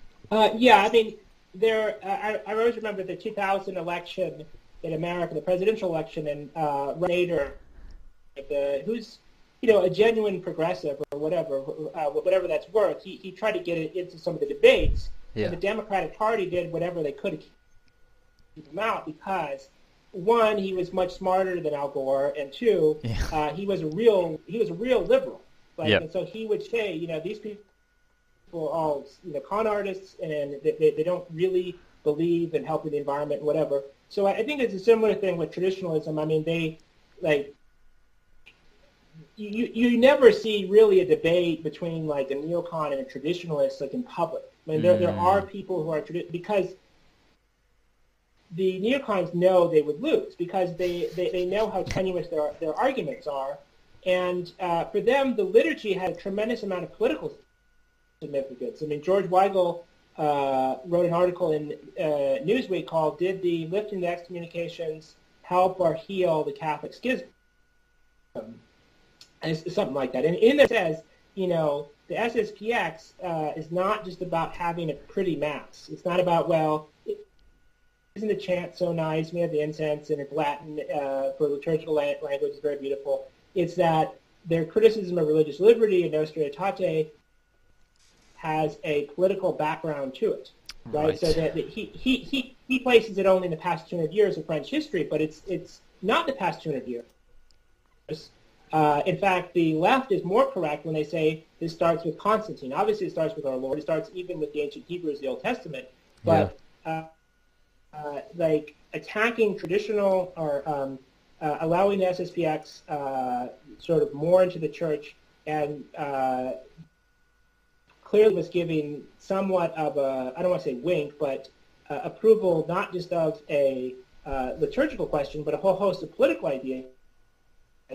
And, he knows, I think George Weigel and other neocons know, that to have a new political environment, new culture, you have to have a new liturgy. I mean, the Novus Ordo is literally a new liturgy that contains some elements of traditional Catholic liturgy. Now, I believe that it's valid and that sort of thing, and that our Lord is present and consecrated there. But the traditional Mass, there's an addition of a missal where they have like these photos of like from the time of Charlemagne parts of the canon that are identical to the part the traditional Mass has today. So the traditional Mass is a pretty modern invention, but like ritual that dates back to the earliest Masses said in Rome. And it's something that actually some pagans on the internet actually have kind of pointed out, where they're right in the sense that you have all of these layers of like royal ritual, of knighthood and feudal rituals going on during the liturgy. I mean, not rituals in the sense of pagan rituals, but in the sense of like activity, so genuflecting. Yeah, our ancestors would genuflect to a lord and stuff. So it's a very monarchic, aristocratic event. Like everything, even like folding your hands, is like our ancestors would do that when we swore fealty to somebody. Yes. Yeah. So we're swearing fealty to Christ the Lord. It's the worship of Christ the King.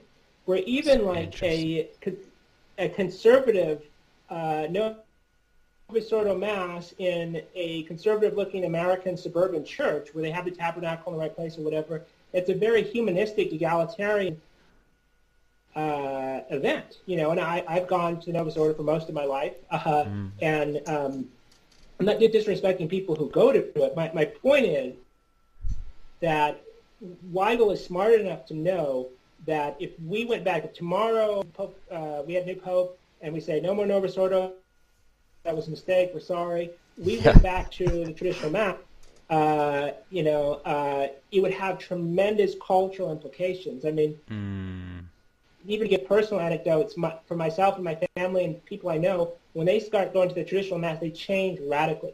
Not just in the sense that they're more pious or that they divorce themselves more from the world, but like their demeanor, their composure, how they respond to emotions, stuff like that is different.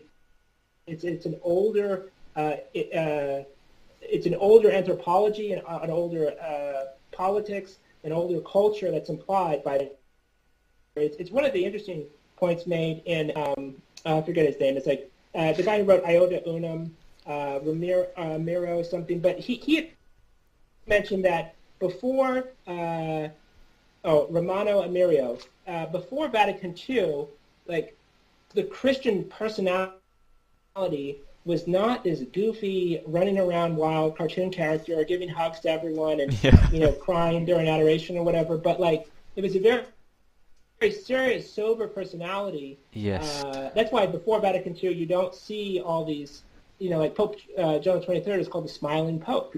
I mean, there's obviously nothing wrong with smiling. You see like Our Lady smiling and saints smiling in even medieval church architecture, but for the most part, that sort of cartoonish personality did not exist prior to Vatican II. And Vatican II and the Novus Ordo and all the other rituals kind of encouraged that new kind of Mickey Mouse self. Yeah. Yeah, that's really interesting. I don't know if you've heard, this is a bit of a curveball, but I'm sure you've heard of Weigel's book, Evangelical Catholicism. Oh, yeah, I wrote an article on it for Left. Oh, right. Mass magazine. Oh, interesting. I could email it later. I'll email to you later. Yeah, I would appreciate that because new evangelization and I don't know if you know sort of Divine Renovation by James Mallon or Sherry Waddell, but some of these some of the diagnoses or prognosis for what to do about the decline of the Catholic Church is quite interesting. How a lot of it sort of seems to be being inspired by or influenced by Protestantism and this personalization of the faith. Well, there's I'm going to hit back your curveball right at you. Where there's a very interesting Protestant documentary by this group called Good Fight Ministries. And they talk about, and these are kind of more old school Protestants. They talk about praise and worship music and the charismatic movement. I used to be involved with those things a long time ago. Yeah. But how these sort of rituals are basically like New Age activities. This idea of like driving yourself into an ecstasy with music and babbling like that is a New Age ritual. And in my other life as an academic, I've been doing a lot of research into Gnosticism and Platonism, especially Platonism in the period of late antiquity.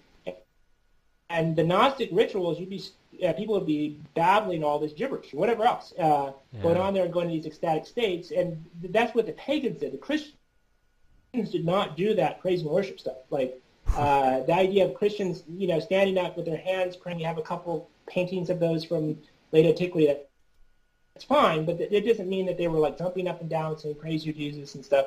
Those were occult pagan activities that have been revived by the New Age movement. And again, I know people that are in the charismatic movement. I've met people that are very influential in the charismatic movement. And I'm not trying to disrespect them, but there's no two ways about it. So I would say, one, that's a very bad idea to incorporate those rituals. Two, I think there's a difference. So let's if we look at like how the Christians who went to Northern Europe built churches that resembled upside down Viking ships or whatever. That were like mead halls. Well, one, when you go to a sophisticated pagan culture, if there are elements of that culture that have true nobility to them, and they can be incorporated to a certain degree. Obviously there shouldn't be the statue of Thor in there or whatever else too, but the difference with the modern world is that when we acclimate ourselves to the culture, one, has rejected Christ, and two, is very debased and degenerate. So, we often think, well, you should have a classical education if you're a Christian, which is true. But the first Christians, like St. Basil writes on his education of young men, or I forget what it's called, on the Christian education of young men, that only certain things from the pagan world should be taught in children. So it's not like, you give a classical education and you read Ovid's Metamorphosis about all these rapes and murders and stuff. You might use some things from Plato or some things from Virgil. So my point with that is that, this idea that, well, because hip-hop is popular today, we should have a hip-hop rapping priest or something like that. Hip-hop, has, maybe some aesthetic quality to it, but it's ultimately a degenerate culture and way of using the language, even though people that might do it might be talented. So it's making a compromise, one, with a movement that is a culture that has rejected Christ, and two, a culture in which there is very little redeeming qualities to it. Yeah, I think that's really interesting. If I can kind of draw out a theme from talking to you today, Dr. Russell, it's been this relationship, the importance of this relationship between behavior and belief. I think that just comes out time and again, doesn't it? Just to sort of zoom out a bit here, I'm very interested because you mentioned to Tim Keller you'd read Paul Kenger's book, A Pope and a President, which I got through recently as well, and that was very interesting. I don't know much about Paul Kenger as a guy, but I found it fascinating, the extent of this alliance between John Paul II and Reagan. I think is really interesting. And it's interesting to hear, again, E. Michael Jones on this, because he says that the Pope kind of died wringing his hands over this alliance because his homeland of Poland was opened up to the US market with the 1990s, when the Harvard economists went over there and enacted shock therapy. So that, today it's sort of flooded with pornography. It's just another part of the West. I think the implications of that alliance are still with us today. There are, I guess, well, first of all, the book is very strange. One is because it basically says that the message of Our Lady of Fatima, the triumph of the Immaculate Heart, is fulfilled by the triumph of American liberalism over the Soviet Union. And Ronald Reagan used this term, DP, Divine Plan. Yep. Well, and Paul Kanger says, well, that must have been from Fatima. Well, it's actually from P. Manley Hall, a Freemason occultist in the United States, who had written this book, I think it's America's Secret Destiny. And in that book, he had talked about how America has been prepared for this divine plan for thousands of years, and America was going to bring a world revolution. So Reagan was very much into that, the writings of P. Manley Hall. What's interesting is that idea is very ancient, or has a very old pedigree in both England and America ever since the Elizabethan period. This idea that England and then America would bring about a transformation of the world and make it into this place of peace and harmony. So Kanger clearly is responding to Father Gabriel Amorth, the chief exorcist of Rome, who had said that the consecration was not properly done. That John Paul II was too scared to do the consecration of Russia to the Immaculate Heart. Yes, he has a long section in the book about the consecration, or the supposed consecration. Yeah, so that's very strange. Like, why would someone, I'm pretty sure it's Catholic, someone who has written all these books on Ronald Reagan and go out of his way to spend so much time trying to prove that the consecration of Russia was fulfilled. Two, I think that so as I think I mentioned to Tim Kelly, John Paul II was in contact with Zbigniew Brzezinski, who is one of the fathers of the modern technocratic state, someone who is funded by the Rockefeller family, someone who worked in the Carter administration, one of the founders of the Trilateral Commission, somebody who was praised by President Obama. I saw that video of him coming out. It's just weird. He sort of, I'd like to praise my friend Zbigniew Brzezinski. But this meeting with John Paul II, he was a cardinal in Krakow. And after that, John Paul II was elected. And as I mentioned in Tim Kelly's interview, the assassination of John Paul II, we have some guy who is involved with right-wing Turkish militant groups, who's broken out of jail, who has all these associations with groups that work with the CIA. There's no evidence that Mehmet Aga, the guy shot John Paul II, worked with the CIA himself. But this guy, who anybody looking at it impartially would think, it's kind of strange that somebody from Turkey who is involved with right-wing political movements would all of a sudden start working for the KGB and try to kill John Paul II. But that's one of Kanger's other points. So, it's something I mentioned Tim Kelly too. So to what degree did John Paul II cooperate with the CIA in sending money and like telephones and fax machines or whatever to Solidarity? To what degree was the Vatican Bank involved with that? To what degree was there a connection with the Iran-Contra affair? With that, there are a lot of missing links there, but it seems very reasonable to suppose, especially the fact that Paul Kanger goes out of his way to try to argue against that point, as does George Weigel in his book, The End of the Beginning, to argue against the idea that John Paul II was collaborating with the American government. Yeah. So they spend a lot of time and a lot of effort trying to prove that, and very few people have suggested that. It's not like something like people are sitting around thinking, I bet the CIA was working with John Paul II in Solidarity or something. But so it is strange that they go out of their way to do that. So his reading of Fatima is strange. It's strange that he would write the book at this time. And there definitely are a lot of unanswered questions there. Or the idea that John Paul II is marketed as this ally with Ronald Reagan against communism, and at the same time we're told there was no formal cooperation via intelligence.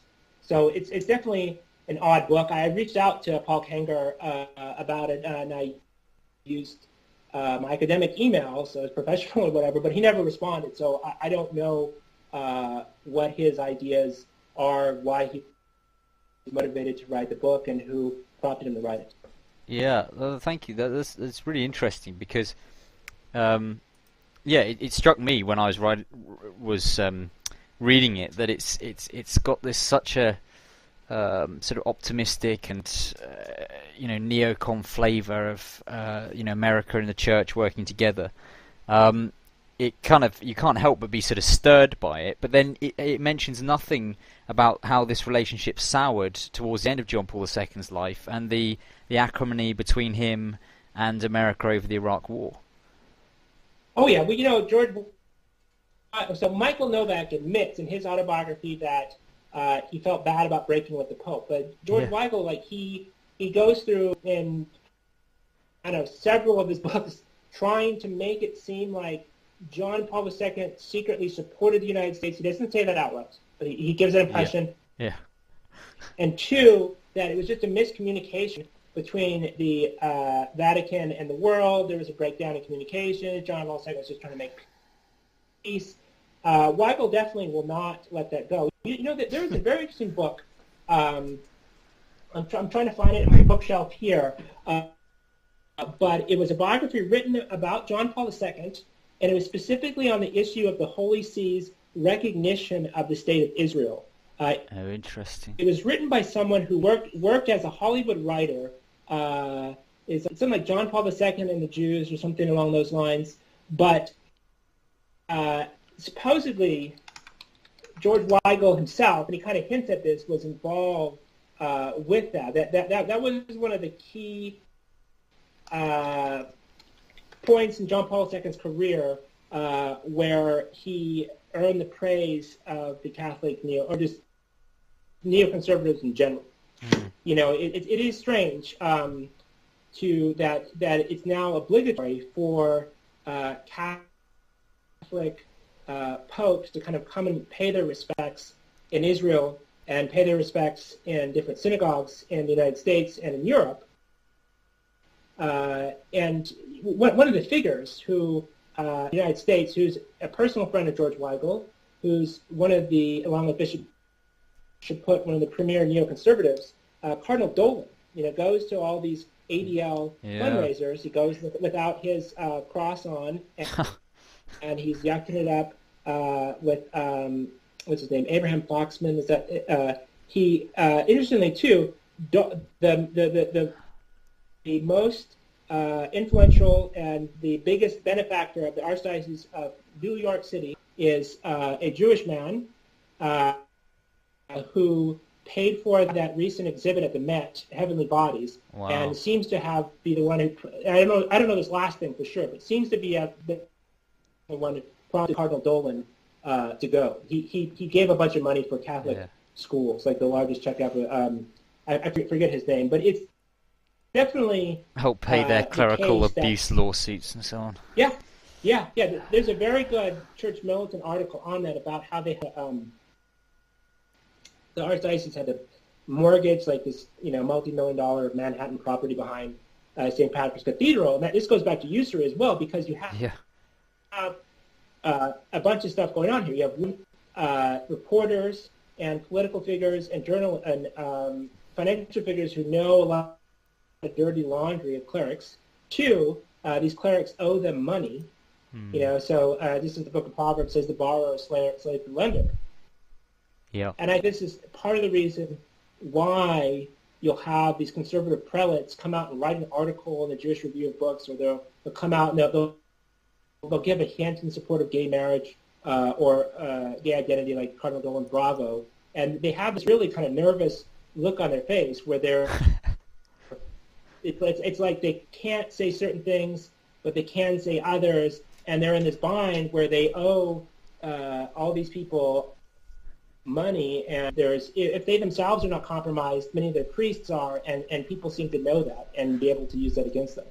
Yeah, wow, it's absolutely fascinating.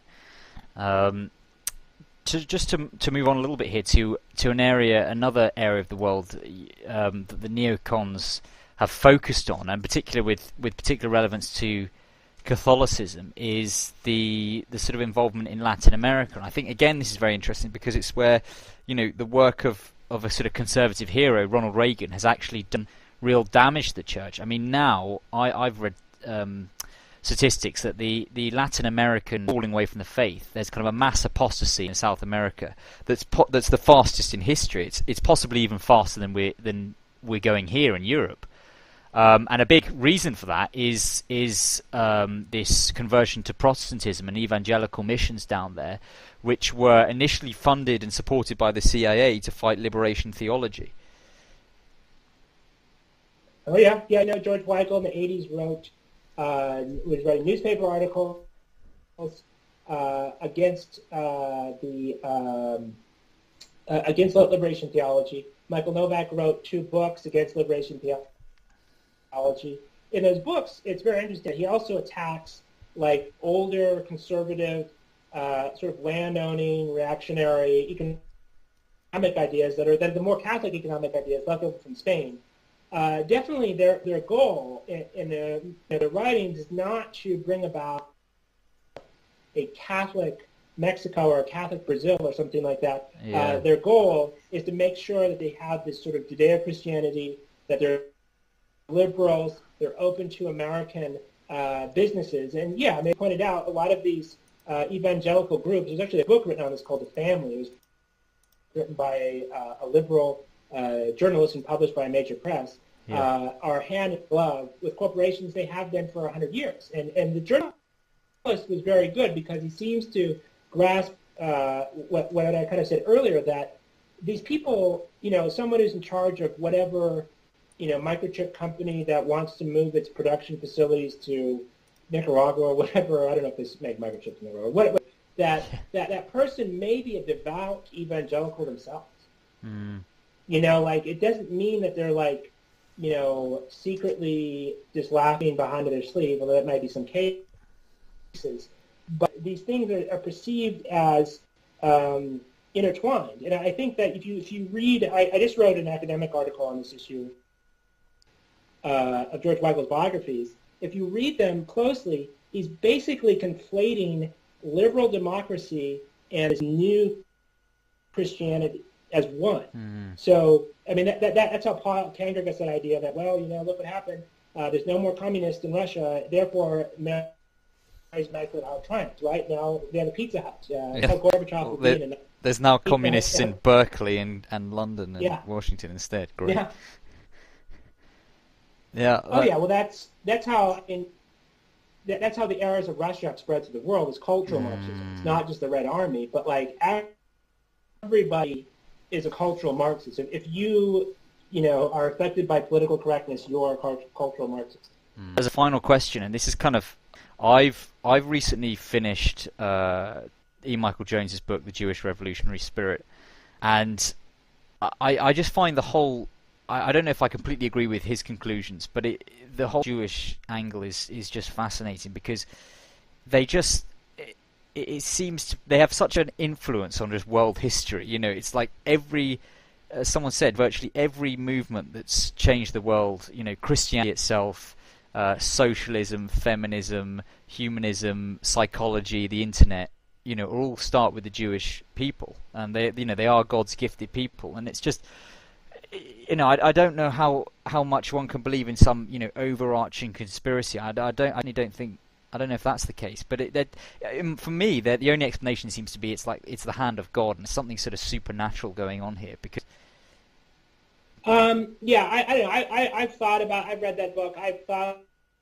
about his central thesis there. There definitely is the idea that the spirit of liberalism, the spirit of Prometheus or Lucifer, which is present, among communists, among liberals, even in the alt-right, or at least the official alt-right. They're like, we have the Promethean spirit, the spirit of our people. That of course, is the spirit of the devil, and it does wage war against God's order and His authority. So all these liberal movements definitely are, satanic and Luciferian. I mean, there's no question, and even a lot of them practice the occult. I mean, there's the famous line from James Billington's Fire in the Minds of Men, where the French Revolution was not just like these peasants saying we want cake to eat or whatever. Yeah. It was an occult. These people who are involved in Freemasonry plotting to overthrow Christian France. I mean that is not just the that's standard Catholic reading, but more in the secular world. There's so I think that I do know, and I am friends with people who are identify as Jewish and are identify as conservative, like traditional conservatives, as much as you can be and be Jewish as traditional conservative. And these are people who have, I'll just say, suffered a lot professionally and personally because of that. I think that if in the United States, in most of our East Coast cities, it's going to be advantageous to be Irish or Italian and to get a job in a fire department. The same thing is true in Hollywood and the financial sector. It used to be, even Hollywood was, I think the movie was invented by Edison, right? So it used to be a WASP thing. It used to be, if you're going to go to Harvard and you're going to go to Yale Law, you're going to work on Wall Street, and if your last name is English, you're in the club. You come from certain families.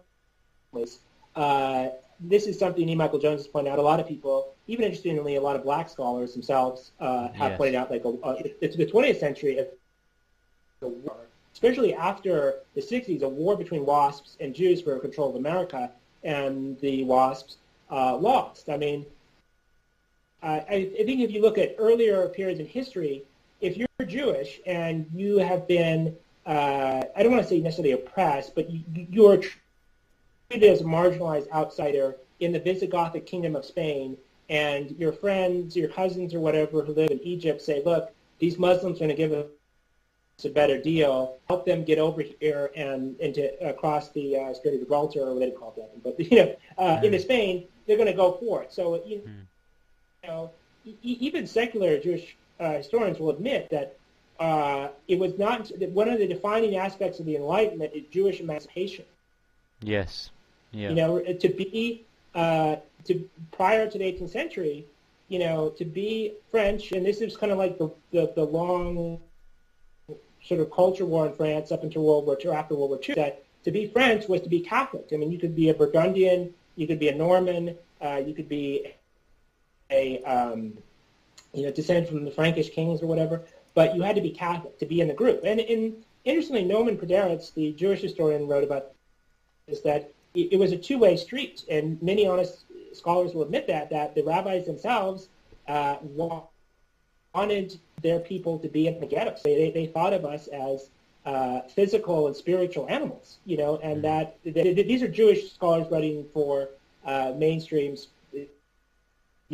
presses admitting this. So it wasn't just the case that Christians were just these nasty proto-Nazis who just tried to keep the Jews out of their community. That it is true that they were segregated off and forced to wear certain items, but they themselves thought of themselves as a distinct race apart from us. And when there were religious and philosophical or political revolutions, they tended to side with the revolutionaries who destroyed the old monarchic order. Although it is true that there were wealthier Jews who benefited from the monarchy in the 19th century, who would go against their fellow ethnics, right? So, and it is true that in Germany, for example, in Austria, you had a tremendous amount of Jewish assimilation, and Jews who sympathized not just with the Habsburgs or the Kaiser, but this is something that's in regular history books, even at first, to a certain degree, with National Socialism or at least right-wing German movements, because they thought of themselves as Germans, and they thought when people were bad-mouthing the Jews, they're talking about like Russian Jews or something, or communists. And there's even a book written about people, this is again a mainstream press, about individuals of Jewish descent who served in the Wehrmacht in World War II. So I think, I don't know if Michael Jones's thesis is correct. I have a lot of respect for him, and I think he's, if we live in a different world, he would be at an endowed position at Notre Dame or something like that. Yeah. But I don't know if that's necessarily the case. I would say that revolutionary movements are always Luciferian war against Christ. Jews, as they themselves, their historians admit, they benefited tremendously from these revolutions. But from the time of Constantine to 2018, there have been a minority of Jews who have risked a great deal to defend European civilization and to defend Christian European civilization. Now that is a very small minority, but the internet allows those people to have a voice today. Yeah, that's really interesting. Yeah, I don't believe in some hidden hand, some elders of Zion that are just controlling everything. I think that's just it's way too more complicated than that to start with. But okay, that's really interesting. When you talked about occultism, I think I find that quite difficult to comprehend because when one thinks of secularists, humanists, they're often, I just think of them as just rational people, and I can't help but think, and even in my own time, periods of my life where I've fallen away from the faith, I didn't have a hankering to do weird ceremonies where I put aprons on and like had stuff with like nooses and stuff. I just wasn't interested in anything metaphysical, and I just was purely living in the natural world. So what how does occultism have such a big role to play in this? Well, I would say, this is going back into some of the things I write in my academic life, but so I'll just put it this way. So you have in late antiquity, so the period at the end of the Roman Empire, you have these competing cults, the cult of Mithras, different forms of heretical Christianity and Gnosticism, and eventually Christianity triumphs over these movements. And these other movements are fairly sophisticated. They have their own rituals. They have their own theology. And these groups go underground, right? After Justinian suppresses the Platonic Academy, which, as atheists always try to point out, is Christianity's suppressive philosophy. But when the Justinian suppressed the Platonic Academy, he suppressed it because they were practicing magic, this magic called theurgy, developed by the Platonists Iamblichus and Proclus, based on earlier writings derived from Babylon or modern-day Iraq, which interestingly also went on to influence Kabbalah. But so you have that go underground. And within Eastern Orthodoxy especially, but also in the West, like the school of Chartres, or Chartres, France, developed some of these Neoplatonic magic ideas in the Middle Ages. There's some weird stuff in the architecture of Chartres too. But during the Renaissance in the 15th century, Marsilio Ficino, who was a priest and someone who dabbled in magic, he was paid by the Medicis to famously translate Plato, but also all these magical texts like the Corpus Hermeticum. And so you have all these sophisticated magical texts based upon the writings of Plato, Plato's philosophy, especially in the Phaedrus and Symposium, and to a certain degree the Timaeus. That's the one that has the stuff about Atlantis and all this weird stuff. Yeah. But and this is like pumped out throughout Europe, everywhere. England, France, the Holy Roman Empire, Italy.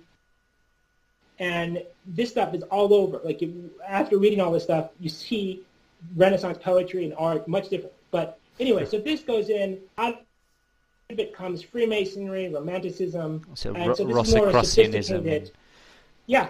And these are, you can find a conspiracy video about it, but you can also find a scholarly book published by University Press on these very issues. Even the Puritans in America, these Puritan families came over, and they were devout Christians. It is true that some of the children were practicing witchcraft, like kind of just sort of petty. It was called Goetia,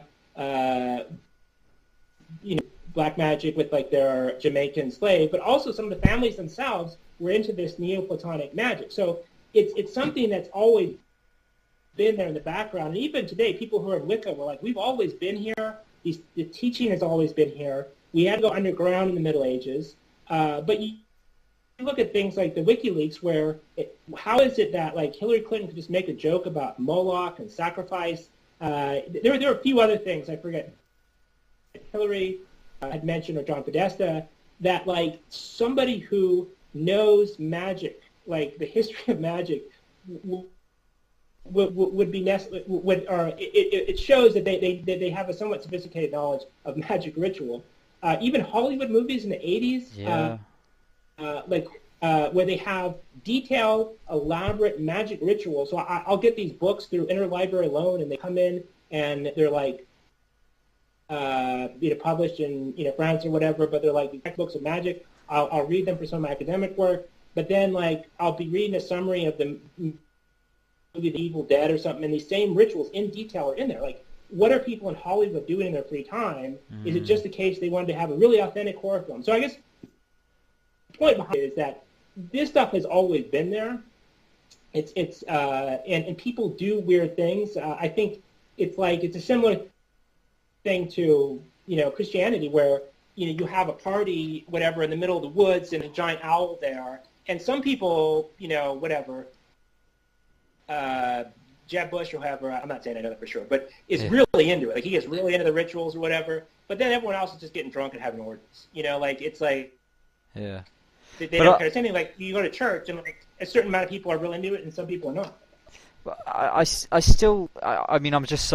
really know very little about this whole area, because I find it so difficult to actually do any kind of research without just going down some really weird avenues. And it's as you know, it's very difficult to separate the wood from trees. But how could all these Neoplatonic magic ideas be spread and sustained, throughout history, when magic doesn't exist? Like, you can do all these things of, standing out in the wood, full moon with the blood of a goat or whatever, but nothing actually happens. So what, how can people actually continue doing this nonsense?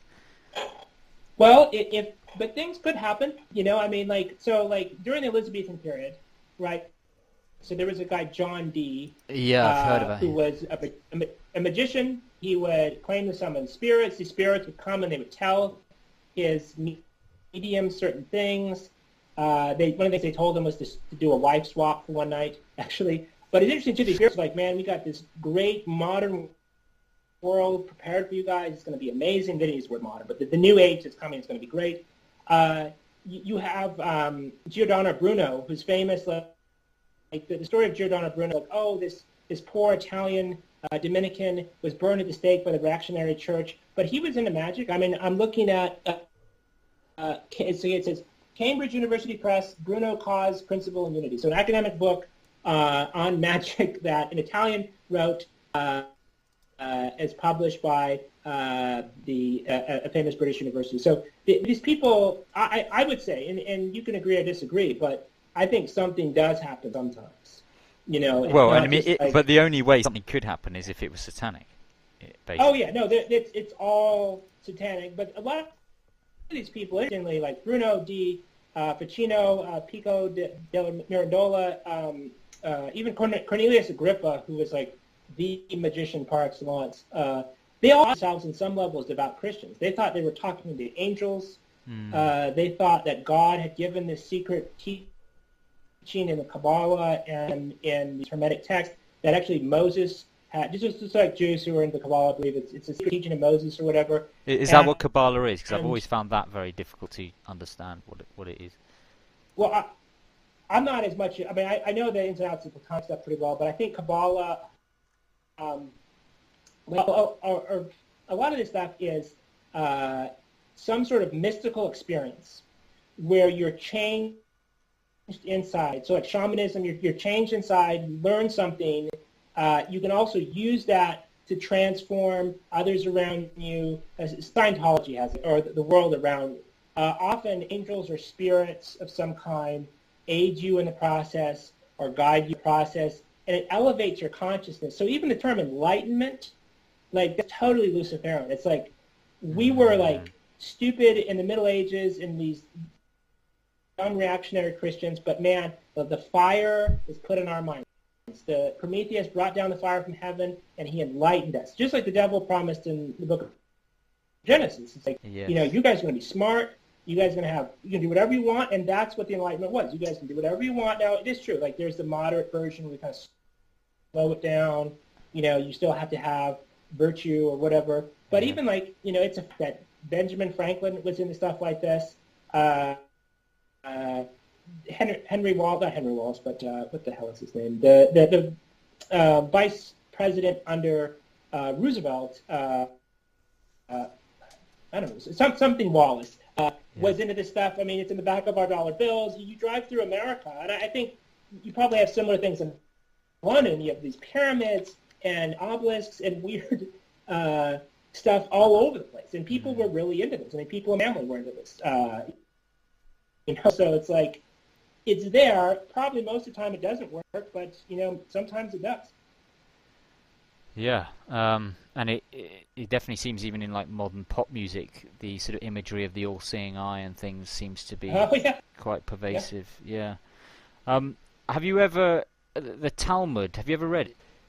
What's interesting is that Jacques Derrida, so like the postmodern philosopher, this friendly Algerian guy, he had written an article about, it sounds like something you would read on like Richard Spencer's website or something. Like, it's like that there is Jewish ways of thinking and Christian ways of thinking, or European ways of thinking. European ways of thinking are we want the truth and its clarity. Right. And then the Talmudic Hebrew way of thinking is that we kind of interpret the truth.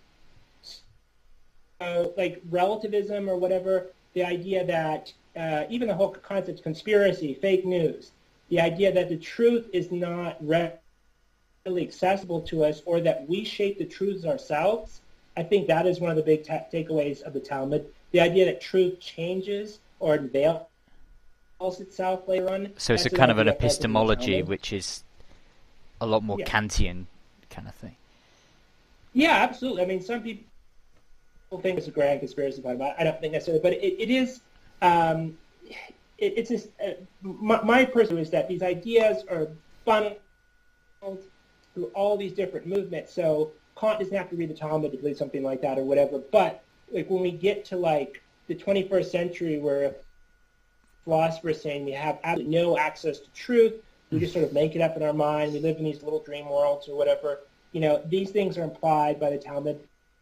It's interesting too that I didn't hear about the Talmud until I think 5 years ago, 6 years ago, or something like that. And when you read most Jewish like newspapers and publications, they'll talk about the Torah. Mm-hmm. It's like, and the idea is that they don't. I think Jews are more historically aware than we are, and I think they don't want. They know that in the past, once we found out about the Talmud, then we started increasing pressure on them. So it's like St. Thomas Aquinas, before the Talmud was unveiled, just sort of leave Jews alone, just leave them up in their own things, and their religion is a witness to the authenticity of the Old Testament. Well, turns out that, people, for the most part, Judaism is not built upon the Old Testament, modern Judaism, right? Even Judaism in the Middle Ages, it's built on the Talmud. Yes, yeah. And so it's not, and there's a guy, Michael Hoffman has a lot of writings on this, that it's magic. It has nothing to do with like the teachings of Moses or something like that. So I think most people, the average Christian Joe, thinks that the Jews read the Old Testament and they stop, right, the Book of Maccabees or whatever, and they just follow the teachings of Leviticus and Deuteronomy or whatever. But I think that definitely the very existence of the Talmud is largely hidden. And again, I'm not saying that to criticize Judaism necessarily, because it's a people that has survived through tribal solidarity, through networking, and by remaining inward. To a certain degree, I'm not saying that that's all necessarily a good thing. My point behind that is that I understand why people keep it. Right. Okay, that's interesting. And I'm guessing you're familiar with Mike's work on libido dominandi and sexual liberation as political control. I think his thoughts there are absolutely fascinating. I'm trying to tackle Wilhelm Reich at the moment. which is hard going. But there's definitely I think the sexual revolution was a far more kind of organized phenomenon rather than just some just random coalescence of events. Oh, the idea of libido dominandi, Michael Jones gets that term from St. Augustine, but even before St. Augustine, in the classical world, Herodotus, the Greek historian, had written how, I think it was when Xerxes, the Persian ruler, was going through modern-day Turkey, there was an area called Lydia, where the ruler Croesus went out and he said, I will make my men into women, basically, and they will be your slaves anyways. So if you indulge them with pleasure, they will become your slaves. And I think that, there's definitely part of the reason why people have such tremendous loyalty to corporations, and why there was an episode of Tim Kelly where he was talking about this, or one of his guests was that the modern world presents a tremendous amount of pleasure. Like the world we live in, you work like crazy and you destroy yourself basically working, but you can have access to, on the weekends and the evenings, tremendous amounts of pleasure. So when you criticize modernity, when you criticize capitalism, people, especially Americans, have an instinctual revulsion to that because, if we lived in a truly human society, you probably, not everyone would be able to buy a $40,000 pickup truck. Yeah. You wouldn't be able to have all this pleasure. Yeah. There was an interesting podcast I was listening to where it was talking about how, in reality, the sexual revolution, there's only a minority of the population who is truly aggressively sexually active, whereas for the rest of the population, kind of the betas and omegas or whatever, a lot of their activity is done through pornography. Yes. And so that there definitely that is a tremendous way of binding people and enslaving them. I think he's exactly right in libido dominandi. Absolutely, yeah. The internet red pill kind of world is a very strange place. You just kind of reminded me by bringing up this idea of male betas and alphas and so on, and it's kind of Nietzschean. It's sort of veer to fascism, I think, in some ways, but it is a sort of strange idea, that I mean, what do you think about that? That kind of women are drawn. I mean, I do agree that women are drawn to certain male characteristics and so on, but the idea that basically what Christianity was a period of one woman, one man, sort of pair bonding enforced by the society, and what the sexual revolution is a revolt by the women against the fact they have to pair off with beaters, and returning to a pre-Christian state whereby alphas basically have a monopoly on 20, sexual access to about 20 women, and the beaters, as you say, are left wraps or possibly just pornography. Well, first of all, the reality was that was the state throughout much of Christian history. Many of us, I forget what percentage of European people are descended from Charlemagne. That's many concubines or whatever. Yeah. But that was kind of the reality until the advent of modernity, the past few hundred years, was that you had males with access, or dominant males with access to a lot of females, who at the same time thought of themselves as very devout Christians. Now, I think we have to remember that, in the writings of Aquinas, he clearly writes about classes of people based on their intellectual and physical ability. And that he mentions in De Regno that there are certain people whom Cicero calls the optimates, the best people in the community. And it's nothing inconsonant with Christianity to say, Arnold Schwarzenegger is a better human than I, at least in regard to his body. Yeah. Or that, certain men are superior to other men, certain women are superior to other women, and they that would be one of the factors determining what role they should have in society. There's a passage from the Summa where Thomas Aquinas is talking about the types of angels and the hierarchy of angels, and he basically said the same thing about humans. Now, let's put it this way. marriage to a person your entire life is a tremendous commitment. And it's a tremendous obligation, not just to your spouse and children, but to your family, and especially if we live in a primitive community, the wider community. So there is a sense in which, women are looking for men who are strong, aggressive, outgoing, intelligent, wealthy, without a doubt, and that they're sort of programmed by God to choose the best man. Yeah. And there is a sense in which for men, we choose women who are healthy, intelligent, whatever, going to give us good genes, be good mothers, who are going to be good spouses. But because of concupiscence, that's kind of set awry. And so it's like the male desire for, I don't want to get too much into detail with that, but it's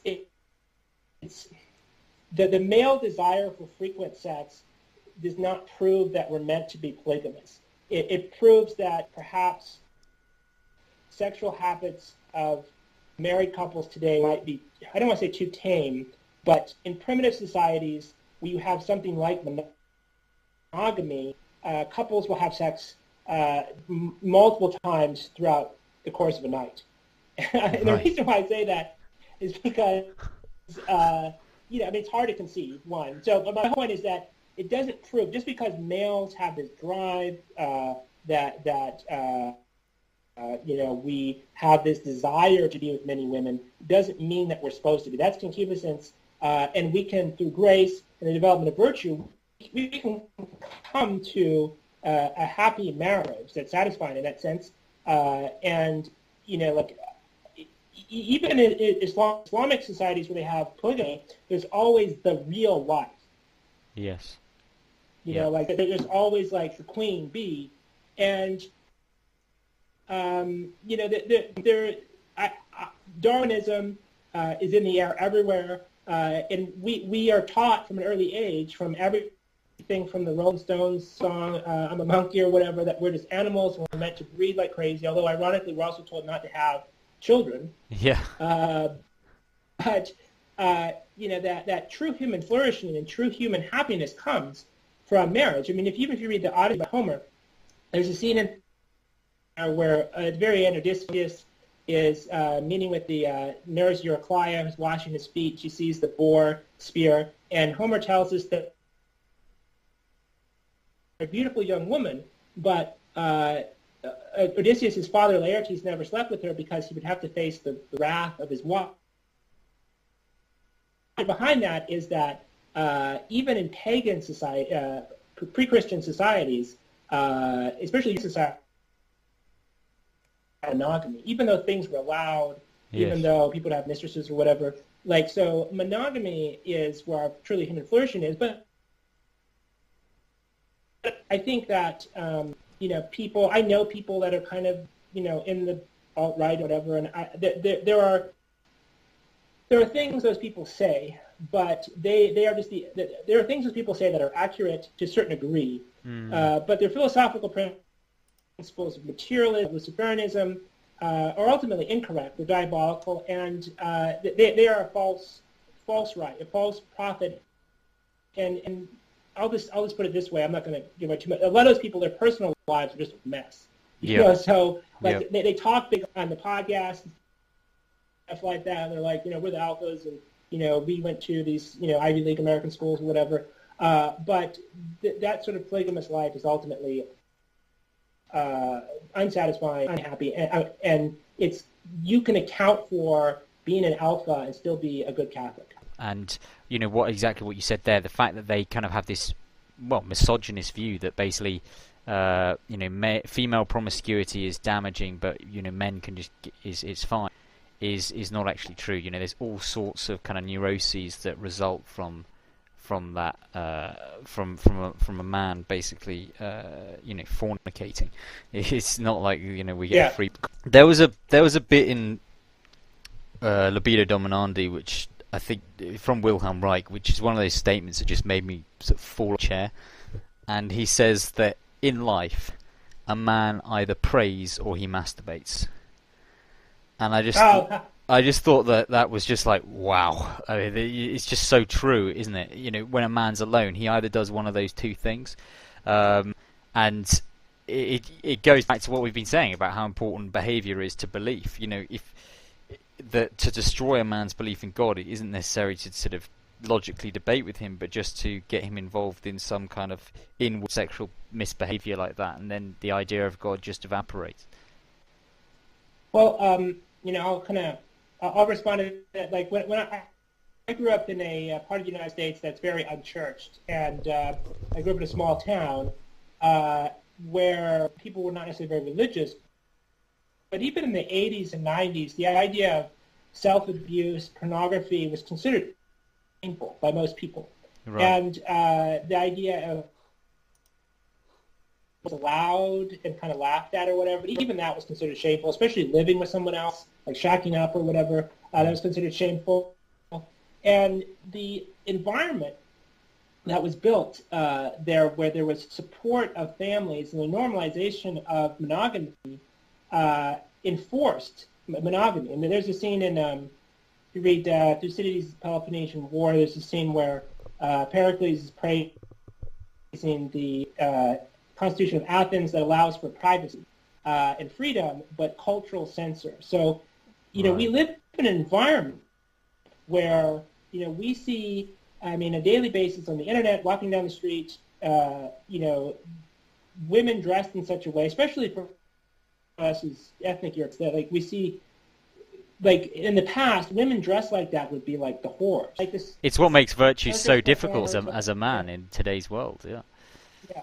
So it's set up for that lifestyle, which ultimately destroys. I mean, if you look at the porn industry, is just a total mess of drugs and human trafficking, physical and emotional abuse and stuff. So that that lifestyle definitely destroys people, and it's meant to, and it's meant to create this kind of person who works. And that's what a slave was in ancient Rome. You worked and you had a good time. That was it.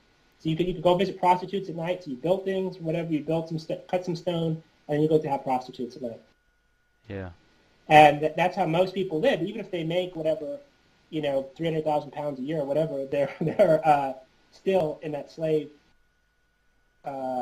state. Yeah, that's very interesting.